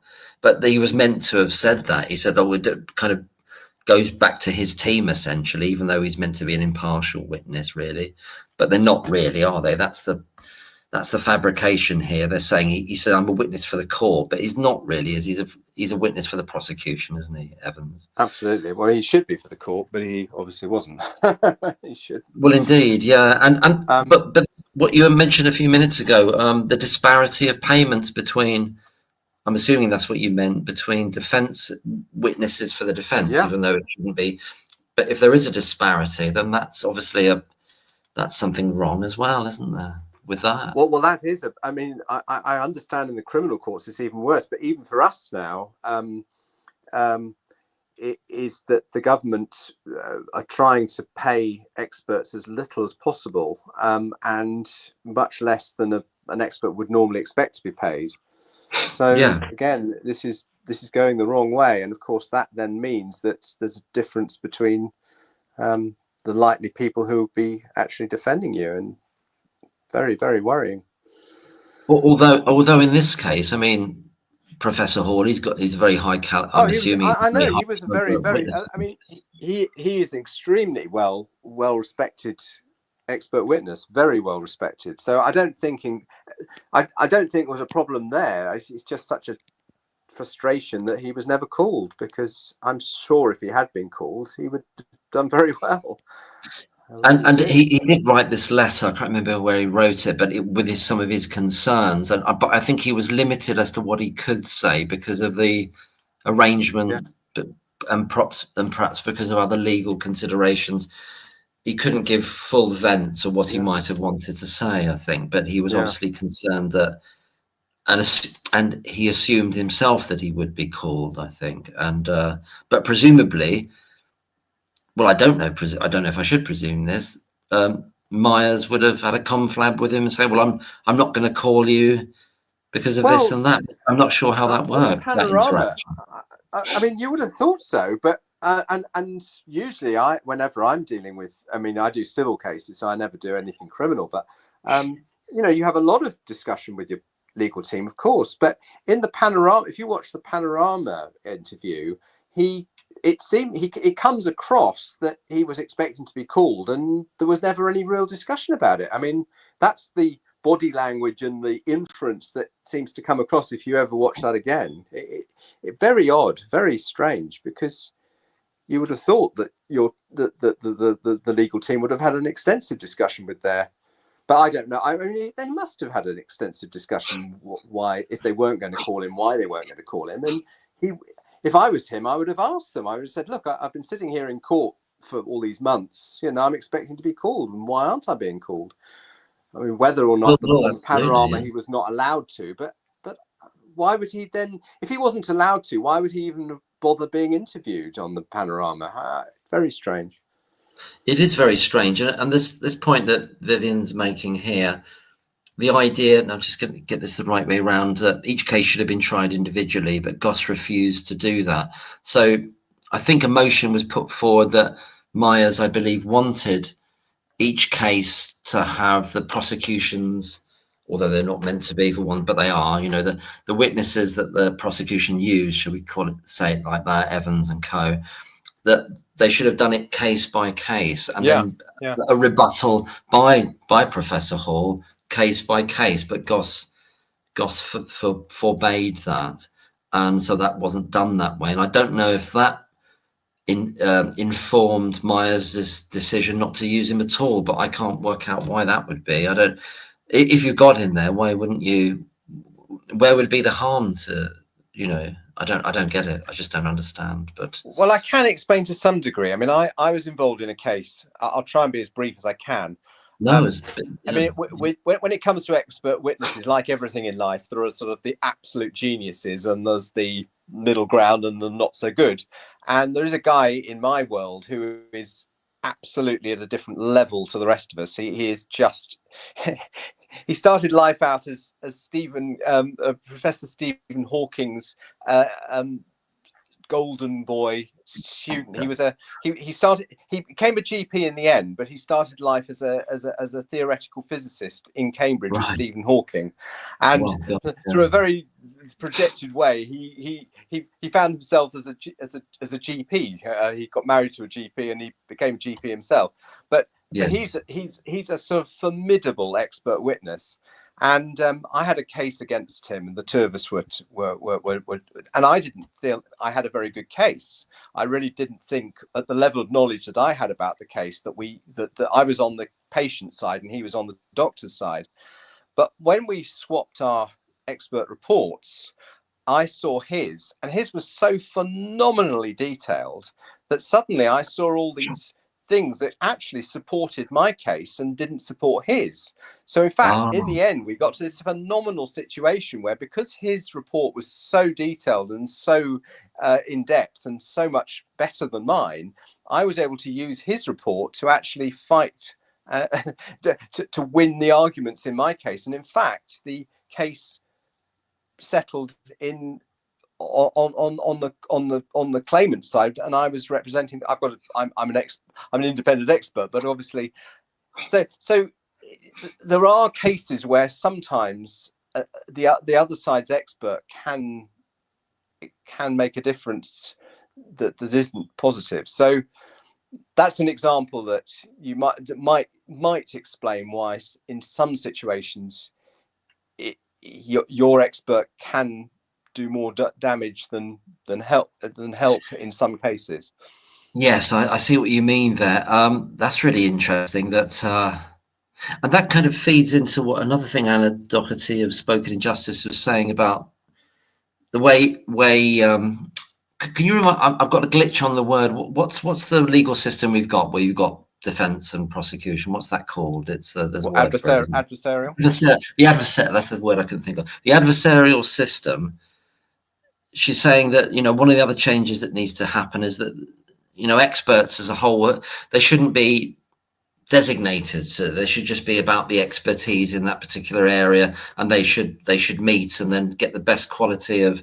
They should get as much agreement as they can as possible. There may be some agreements. Again, the jury need a lot more help to coming to decisions. You know. Well, that's what should have happened in the criminal case, because I think that Dewey Evans and Professor Hall did have some meetings. And that's what should happen. I mean, in some cases, and I've only done 2 in my career. I've actually they have a single expert, and both sides agree to a single expert, and you write a report, but you have to be particularly balanced. No, I'm always balanced anyway, so it didn't really make any difference. But obviously, you've got to understand that both sides are reading it, and actually, it's a very good. It's a very good discipline, because you do have to think very carefully on both sides, and not just. I mean, it doesn't really. Any case I take on, it doesn't matter which side I'm being instructed by. I will give my opinion, and then if my opinion isn't favourable, then it won't go forward. And it's only really where I've got a strong feeling one way, and then the other expert on the other side doesn't, and then we do have to then try and flash out where our differences are. Luckily, almost no civil cases ever get to court. I mean, tiny numbers go to court. Obviously, in criminal, a very large proportion do go to court. But a system where there is a single expert. But then I'm afraid we've been hearing today that they're looking at getting rid of juries, and there would be a lot of there's a lot of contention about a single expert being because if that single expert does have a slight isn't as has a problem to some degree, it could influence the outcome because of the views of that particular expert. So it is good to have 2 experts with conflicting views, because then you do get the arguments coming out much more. Yes, you would, wouldn't you? Yeah. I mean, one of the prime examples is someone like Dr. Meadow, isn't it? Roy Meadow is. Yeah, absolutely. Yeah. Imagine if he was a single expert. I mean, it just wouldn't work, would it? Well, unfortunately, I don't know enough about that trial as to were there any contending experts in relation to the dodgy statistics and maths that he used. There clearly wasn't, I said, or they weren't thought, the argument wasn't thought strong enough really in the trial itself. Well, I think it's so long ago, that one, that I think that when a very eminent professor of paediatrics comes up with statistics, they just took them as read. And I think Meadows was the big moment where clinical statisticians came in and said, look, in the future, well, in fact, it wasn't it? Because Meadows made this, and then of course clinical statisticians who'd never really been involved in criminal or legal cases before said, hold on, and they were the people that that challenged him. And then that's really, I might be wrong, but I think that's when it all started in earnest, that they became, so people like Richard Gill now routinely at the beginning, as early as possible, gets involved, because of course with Lucy Letby he was involved right at the start, very well, and he attempted. It was during the case itself. I think even before the case started, I understand that he reports as saying, because obviously he had a huge amount to do with Lucia de Burgh, and very instrumental in her being released, really. And that even before the trial started, I think he reports as saying, oh, this is another one. This is another similar situation. And he tried to, I think the phrase is amicus brief, isn't it? He made an application to the court and then was rewarded with basically a threatening letter from Cheshire Police to sort of keep out of it. That was delivered to him in Holland, and with a threat that he may be in contempt of court. And God, I'm forgetting names now. Sarita Adams also. How on earth could he be in contempt of court? I mean, how can he be in contempt of court? Particularly, if they'd already got statistical evidence which they'd rejected, and then he's bringing up that the concerns that had already been brought up. I mean, it is absolutely evil that a police force can actually threaten contempt of court to a very well respected professor of statistics who has reasonable concerns. I absolutely agree, and it shows how brittle and sort of febrile and how much real genuine faith they've got in their investigation. And it's just about a kind of brute force and the will to power just to push it through. And that's what we're seeing here again with the trying to go back to Liverpool Women's Hospital and trying to send another. The thing that I just can't get my head around is that would they take the chance of making public that they made an application to the CPS with this full file about further charges against Lucy Letby if they weren't sure that they would be given the go-ahead for it? Would they take that chance of an embarrassment happening because if the CPS reject it, it really works against it shines a light backwards in time against their original investigation, doesn't it? Really, yeah, but otherwise they've got to have real, absolute, concrete. Well, I just think that probably dear old Paul Hughes just isn't bright enough to realise that he hasn't got a case.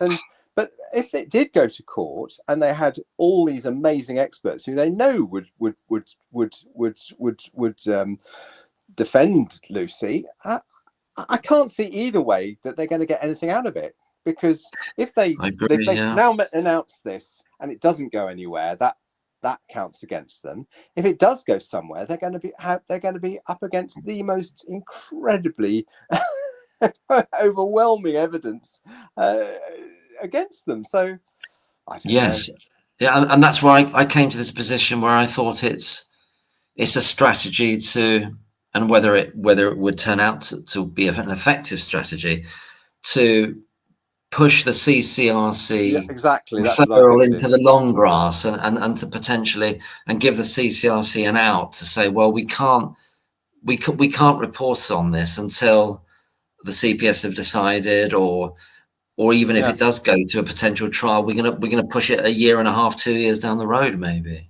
And that's what I thought maybe their kind of very cynical strategy. It could be. I think that is what they're doing. They're trying to, because they've done it just as they know the CCRC are deliberating at the moment, and exactly that, they're trying to intimidate the CCRC and say, oh yeah, well, if we've got the new fresh charges, we can't be deliberating on the old ones. We'll need to be sure that nothing new is coming out that could be important. I think that's exactly what they're doing. I think you hit the nail on the head. I don't know to what extent it would be in their guidance or their rules, as it were, that it would actually be an imperative to stop the CCRC referring it, should they want to refer it to the Court of Appeal, or would it just be one of those areas in which they could say it's not advisable for us to do it while the CPS are considering further charges, and it kind of blends into that whole, the general responses you get from COCH and the Cheshire Police now is ongoing investigations. It goes into that mulch, and then it's kind of in a nowhere world, and it's all about stalling. It's a stalling tactic, but it can't last forever, surely. So it feels desperate. It feels like a desperate move to me a bit. I don't know. I think Paul Hughes does think it can last forever, because he keeps saying over and over again, this is an ongoing, there's no time limits on our investigations. And there should be, shouldn't there? Well, there should be. They've had 7 years. They've had 8 years already. They've been at it 8 years already. I mean, do we have 8 more years? Or where is this is a cash-strapped police service. You can't have a... He said that several times, that there is no time limits on our investigations. This is extraordinary, isn't it? And this is where, and I know this is putting my tinfoil hat on, is that I think other powers, should we say, are involved in directing Cheshire Police about what their strategy should or could or ought to be. Possibly. I mean, I'm not sure they're making these decisions totally independently when they're making them, but I can't prove that. It's just because this has such far, as we've discussed earlier and other people are discussing, such far-reaching implications to so many institutions all at the same time, that it's become a highly politicized case. And so to what degree are they being directed by other forces, should we say? I mean, I know not having any, obviously you're not going to have any hard evidence of that, because these things are done as and when they are done. They're done in back channels, aren't they, really? You know, surely, you know, the Department of Health, Department of Justice, the establishment as a whole have got their eyes all over this, all in a very high level, haven't they? They're not sequestering. They're not thinking, oh, that's just the business of Cheshire Police. I don't think.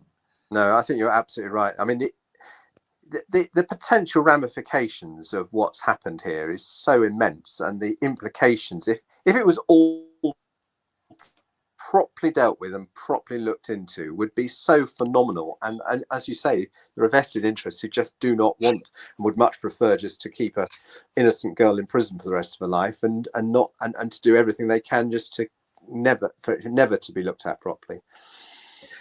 I agree, Jonathan. And the thing I kind of grabbed hold of quite a long time ago was the idea of the domino effect in terms of neonatal care and obstetrics countrywide, that it would set off potential investigations into many deaths that not in the search of serial killers, but in the search of less than good care, basically, that it might potentially lead to negligence claims resulting in hundreds of millions, possibly even billions of pounds going back in time. You know, I don't know how likely that is.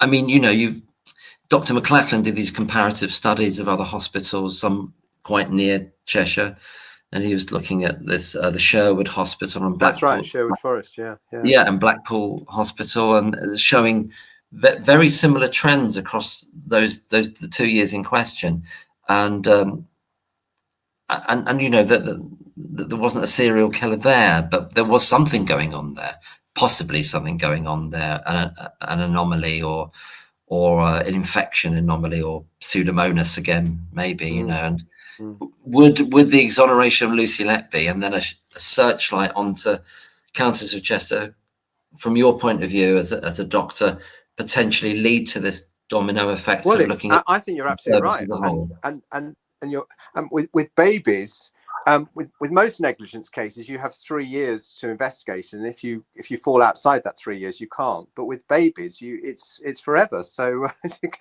potentially even more big. Yeah, I have to say the biggest thing I've been vexed by now is, I mean, it's the effect on. If you are a young staff nurse, you've done all your training, you're really keen, you're really enthusiastic, like Lucy, you do lots of further training to try and become a senior staff nurse. After Lucy Letby, why would anyone want to take on the responsibility for dealing with seriously ill babies if one of them dies and you could be accused of murder? I mean, I just can't see that even the bravest, keenest young neonatal nurses are going to want to take on lots of responsibility. You know, I call it the Lucy Letby effect. I mean, my sister she's a pediatric nurse, and she isn't a frontline now, but they just wouldn't want to take on that level of responsibility. It's just so I think it's going to have a devastating effect on neonatal services and young doctors as well. I mean, you know, they're not immune either. If you're I ran a special care baby unit, and it was just me and the consultant at night. There was only me, and a consultant was sort of at least half an hour away, you know, and so I took a lot of responsibility. And you know, in those days, you just thought that everyone would be very reasonable. But after Lucy Letby, if a baby dies and I was the only doctor in the unit and my consultant wasn't around, and you know, the possibility that I could be accused of murder, I mean, why would you ever want to take that risk? And I think it's going to have a devastating effect on neonatal nursing in this country. It can't not really.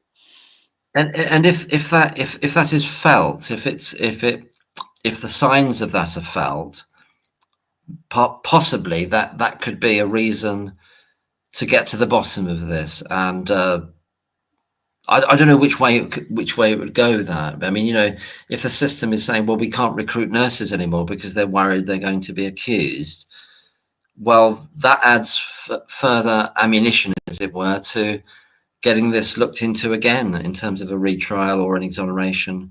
Yeah. It could work that way, but the system doesn't really want to acknowledge it. They wouldn't want to acknowledge it. I seem to remember over a year ago that there were already reports that there were nurses wanting to leave those positions in neonatal care. I think that I've got that in my mind, that it was already beginning. I'm sure it's already had a chilling effect on people, isn't it?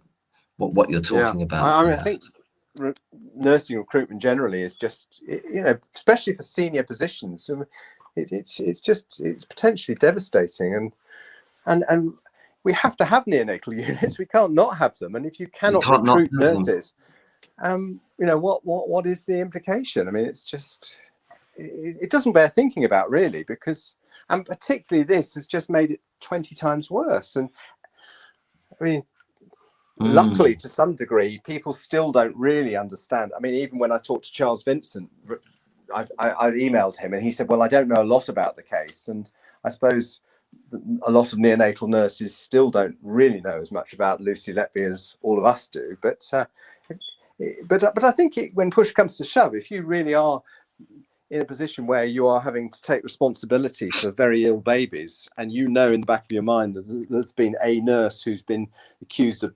murdering 14 babies and is in prison for the rest of her life, you'd think, well, I think I'll do something else with my life. I don't think I'd want to take that risk.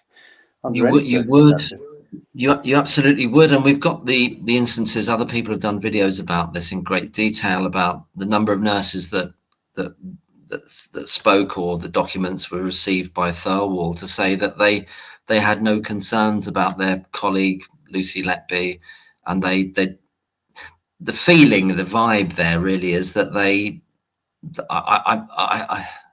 I can't say for certain, is that the majority of people that on the nursing staff, they don't believe that she's guilty at all, but they are under this cosh of saying, well, they don't want to, under their own names, necessarily come out and say it, because they're worried about the ramifications of it in their own career, and that they'll be targeted essentially. Yeah, and that's the worry. And well, I certainly met I did meet someone who would come under that idea, that they were frightened of the repercussions. So, but this is where open disclosure, which is so vital, is just never going to. The concept of open disclosure, and David Davies talks endlessly about this. You know, he the big change he wants is that in future, like the airline industry, where, you know, if there's ever a problem in the airline industry, pilots are not shy at all to say, yes, this happened, and explain it and to learn from it. But in the medical profession, it's just there's just so much fear, and you just think that your career,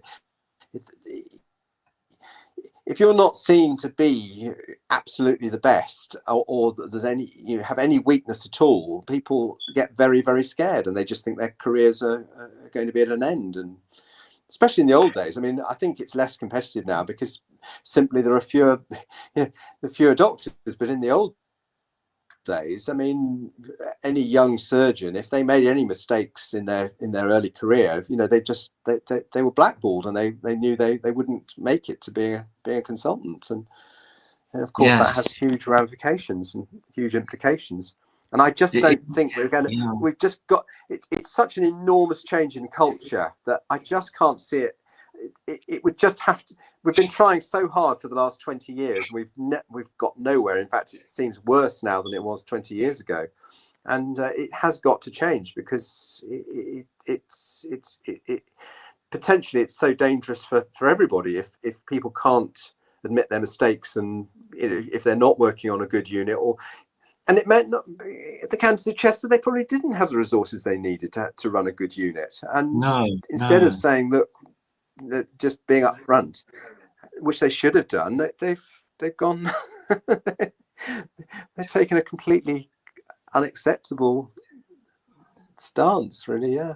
And we had that sort of chink of light that was really showed on what was really going on there, and the real feeling of the consultants and doctors generally through Alison Timmis's email in December 2015, where she kind of lays it on the line.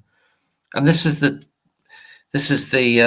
problem with Thirlwall, is that email which said she was writing to Chambers saying, you know, babies are going to die and staff members are going to have breakdowns. That got watered down at Thirlwall to the extent that it just said you were a bit more busy than usual, and that's what it kind of ended up as. That you know, that email seemed to be ended up as that's the level it was reduced to. I'm sorry with the chat that I've got a bit behind with clicking on comments being made. There's some people talking about Operation Merlin Falcon. Yeah, I really miss Operation Merlin Falcon as well. And he did some fantastic videos and joining in the lives as well. He was great. And I don't know what's happened to Operation Merlin. Why did he leave? I don't know, because he was fantastic and he had a very, very, very unique approach. And he's obviously got a background in investigation and law enforcement. And he was very focused on the CQC report, I think, in a very detailed way, which I thought was some great work that he was doing specifically with that, but and in other areas as well. But I don't know what's happened to Operation Merlin Falcon. I hope he's still out there and considering doing things. And just trying to look at some of the other. Yeah, somebody was saying I just noticed it because I'm looking at over here as well. Multitasking, I'm not good at that. But somebody was saying that the channel called Art of Law. Have you come across that channel, Jonathan? Art of Law. He's a gentleman's a barrister. And I think I've seen it, but no, yeah. I didn't watch the video myself. I said so. Samantha's saying here, Art of Law said that if charges are made, I'm assuming that's charges in relation to to Lucy Letby as to the file sent to the CPS, that it wouldn't be until 2028 the trial wouldn't be. So this idea of kicking the can down the road, kicking it into the long grass, that could work as a strategy for, but it's hideous, it's heinous to do that, but it could kind of work for them in the short term to do it, but it's so cynical and frankly evil, but that wouldn't stop them doing it, and it wouldn't stop it being effective in that short to medium term. And they're hoping it'll all die down and people are going to stop talking about it, perhaps. I don't think that's likely, do you, Jonathan, that people are going to shut up about this? I don't think so. Not now. I mean, it's extraordinary, isn't it? I mean, it's amazing that she's still in the news so much. I mean, you know, it's fantastic, really, because this time last year, I was so depressed. I thought, you know, she just failed in her second trial. I remember the day she was convicted for the second time, and I just felt absolutely rotten. And I just thought, very soon she'll just be forgotten. Within 6 months, nobody will be talking about her. Within a year, she'll be completely forgotten about. And then, you know, I just thought, this is just hideous. But in fact, I mean, when you think what's happened and how much has happened in the last year, it's been incredible, really. I mean, I suppose Shu Lee was absolutely the absolute dynamite. But I mean, I know I keep saying it, but I mean, just to have Jonathan Sumption, to have a Supreme Court judge write an article and do some interviews and to be very categorical as far as you ever can be, it was, again, absolutely incredible, really. It really was, and thanks for reminding me about him, because there's so many figures who have kind of entered the stage, as it were, from the legal system, from the medical system, the political world. It's easy to forget some of them, and I'd forgotten about Lord Sumption there, but yeah, that was another huge aspect to it. Diana's saying it does affect the Court of Appeal. Because yes, read the chats, so. Actually, I can't see them, but if anyone's got questions in the chat, so Diana's saying, I think the government doesn't care because they want to get rid of the NHS anyway, and it's just another way to disable it. So is that saying that that they're not worried about the outcome of the effect on the NHS about this. But then why are they? Well, I'm not sure instrumentally how much the government are involved in the machinations of what's going on now, and I'm sure they're taking a lot of notice of it, but I don't know. Do you see the government as not of wanting to get rid of the NHS from your perspective as working as a doctor? Yeah, Jonathan? it's a difficult one. I mean, I think fundamentally that the NHS is too expensive. Yeah. Well, I think the government have realised that the NHS is way too expensive, and they're never ever going to really be able to. Sorry, no, go ahead, please. Sorry. So, I mean, I think that's the problem, and I think the government are never going to say the NHS will never, but there is going to have to be subtle reforms, but of course that's going to be incredibly unpopular, and how the government are going to be able to reduce to some degree what they're offering in the NHS, because they simply will not be able to. We look at all these gene therapies that are coming in, and yes, and a lot of even weight loss, the cost of all the weight loss.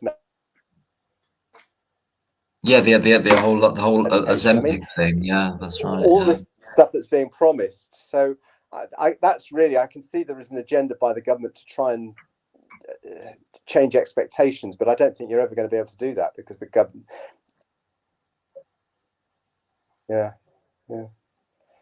No, absolutely. Sorry if there might be a little bit of a lag here. Are there any other questions? While we've been rabbiting on, has there been any other questions? Yeah, so I'm just going to. Yeah, I'm looking at the chat. I'm sorry, Chad. Sorry, everybody in the chat, but the NHS cannot function without nurses, Diana's saying, and if we put them off by threatening with inappropriate blame and imprisonment, they will not take up training or work. Absolutely, that's what you've been saying as well there, Jonathan. And Topsy Turvy saying, and I'm sorry if I'm missing anybody, Myers got David Duncanfield off for the Hillsborough tragedy. David Duncanfield, was he the police, the head of the police at the time? Was he the chief constable of that, of the Hillsborough area, or wherever that was happening? He should have gone to prison for perjury. Sorry to all the victims and families. Yeah, so Myers had a history of being able to defend certain people really well. But they were essentially David Duncanfield, a chief constable, that's sort of more of an establishment figure rather than a nurse, really. So I don't know if that's fair to say that might make a difference. But I don't know. I vacillate in between thinking I don't know enough about it to condemn Myers. Now and again, I think it doesn't make sense what he was doing, and then I think there's a lot we don't know about why he pursued the strategy he did. Dottie Woozle says, oh, sorry, Dottie Woozle. Where's Dottie Woozle gone? Hi, Dottie Woozle. Merlin Falcon's account was hacked on one of Mark's live streams. It was, yeah. Straight after that, Mark stopped. Yeah, that's me. Mark stopped doing live streams. I did, yeah, because it was a bit. And Merlin Falcon obviously got serious security issues. Yeah, because he was former a police officer, wasn't he, or detective? Managed to climb. Did one of the? Yeah. So yeah. So sorry. Go ahead, please. Did one of the whatever they're called? Did they impersonate him? Is that what? They impersonated him, and they impersonated Bryn Jones, and what they did was. Is that what?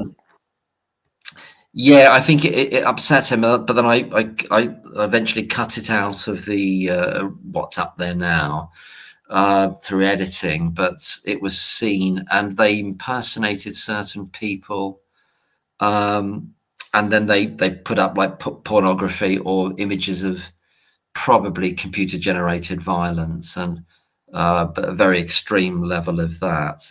But using the icon that the person uses, so that I invited them onto the screen because I thought it was them. Nothing's happened tonight, which is really good. But there was a lot of that kind of thing, attacks from, well, whomsoever, whether they're individual trolls or is it something more organized. I don't want to presume like something organized is happening, because I don't think that they're taking me seriously, but they may take the conversation seriously that we're having, with people such as yourself and everybody collectively. So I'm looking for some other things that there's a kind of bleeping. Is it me? Am I bleeping? Topsy Turvy says the government definitely wants rid of the NHS for sure. I work for them. It is in a state of managed decline. It's never been tougher to work there, meaning the NHS, I suppose. Would you concur with that, Jonathan? Well, the difficulty is the NHS, when it was designed, was just as a safety net to ensure that the poorest and everybody could get basic medical care. I mean, that's what it was designed when Nye Bevan designed it. And the difficulty is that successive governments have promised more and more and more and more and more. And it just, obviously, eventually, it's just not sustainable. So, unfortunately, it's going to have to be declined to some degree, because it just can't, the cost of it just cannot continue to mushroom as it is. Did I hear that the NHS is something, a certain amount of social care and NHS may be as much as the whole of the Portuguese economy or something like that? Somebody said really? Recently. I mean, it's quite extraordinary how much we are spending on the NHS, and obviously with 7 million people on the waiting list, it's not good really. So, yeah. I know. So that's an issue that's going on. Okay, so hello ER. I'm sorry if I'm missing any comments. My thoughts are this case has even further reaching effects on other healthcare professionals, not just neonatal nurses. Could it make it easier for others to be tried for murder? I think that you kind of glanced across that, didn't you, Jonathan, when you said about that it could affect doctors. A doctor could be accused of that. I mean, well, but in a way that kind of encapsulates it. So encapsulates it that the file that was shown to the court, or the roster that was shown, it didn't have any doctors on it at all. So there's a kind of division there already, isn't there? Well, that's right. But based on people that it's potentially likely to be, and people that it could never be under any circumstances. But then even that could, I mean, that's wrong in and of itself. Obviously, they should have, if you're going to do that kind of thing, you've got to have everybody on it, haven't you? Including non-medical, including non-medical staff members, cleaners, admin staff, and everything. Then you've got to have everybody on there if you're going to do that. Yeah, exactly. So, melanistic marble, we need a serious conversation about what the NHS can reasonably deliver. Yeah, we do. And things like, I mean, this whole, I know it's another subject, the Ozempic weight loss thing, it's got its own issues, isn't it? And dangers to it, potentially, according to some people, that whole thing.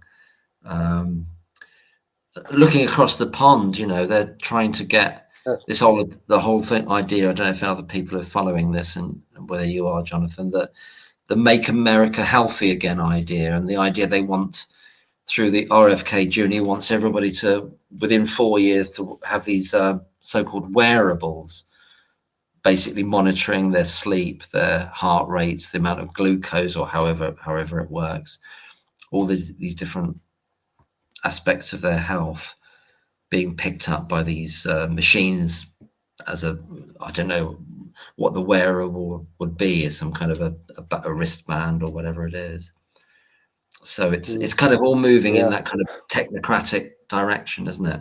I know. I know that's a bit of a The trouble is with the NHS that every person who has any condition, that obviously that condition is to them the most important and needs the most. So it's just too difficult, isn't it? Really. It is, and it can't be like you said. Anyway, from where it began as a Melanistic Marble says, yeah. So that's right. So we are there. Perhaps we could wind it. Yeah, perhaps. Oh God, we've gone for 2 hours 16. I think we've done. Thanks so much for.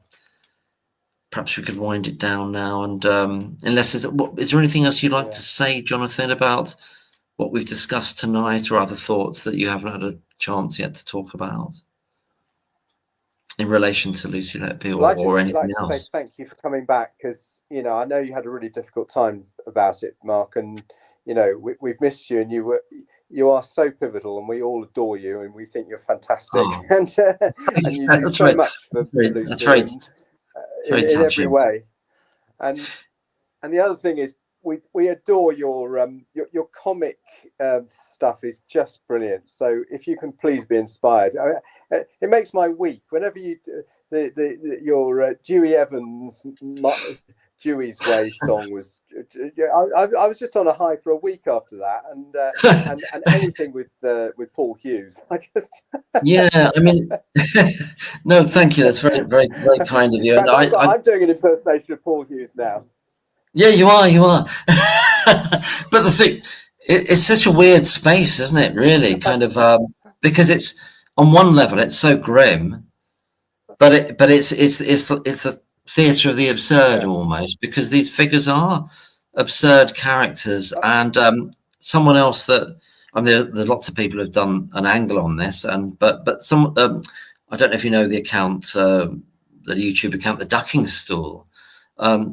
She's very brilliant at the satire that she uses to approach this, and she's constantly referring to the film called Downfall, which is about Hitler in the bunker, basically, and she's using that as a comparator to what this whole system is trying to keep this narrative going, and that's some fantastic stuff there. But it's a mixture of the absolutely grim, the absurd. And it's kind of, it's fun. I don't know, but I appreciate we need some kind of like outlet of, I don't know if humor is the right word, some kind of like a kind of outlet for it. But there's a kind of ambivalence when you. Brilliant, and I think you do it. Yeah. Well, yeah. It's a satirical approach, and it's meant to be that it's not making light of it, but I always have a little bit of an ambivalent feeling about it, that people think I'm thinking it's a light matter. The matter isn't light, but it's the absurdity of these. Because these individuals they're wielding power, aren't they? Whether it's Evans or Hughes or Breary, in a story in which someone has been completely unfairly traduced and persecuted, and that's the reason to have a satirical approach against them when they're unfortunately still in a powerful position, because the story is still extant, it still exists, but not forever though. It's going to turn around, isn't it? It's going to change. So brilliant. Well, thank you so much again for doing this tonight, and we all appreciate it. Thank you, and thanks so much thanks for everyone that's been here tonight, and probably bring it to a close now. And thank you ever so much for everyone who's listened, and all the comments, and everyone who's been here, and thanks so much. So I'll say cheerio for tonight. Lovely. Take care. Okay. All the best. God bless everybody. Okay, bye then. Thank you. Cheers, Bye, Jonathan. Thank Take you care. so Look much. after yourself. Bye, everybody.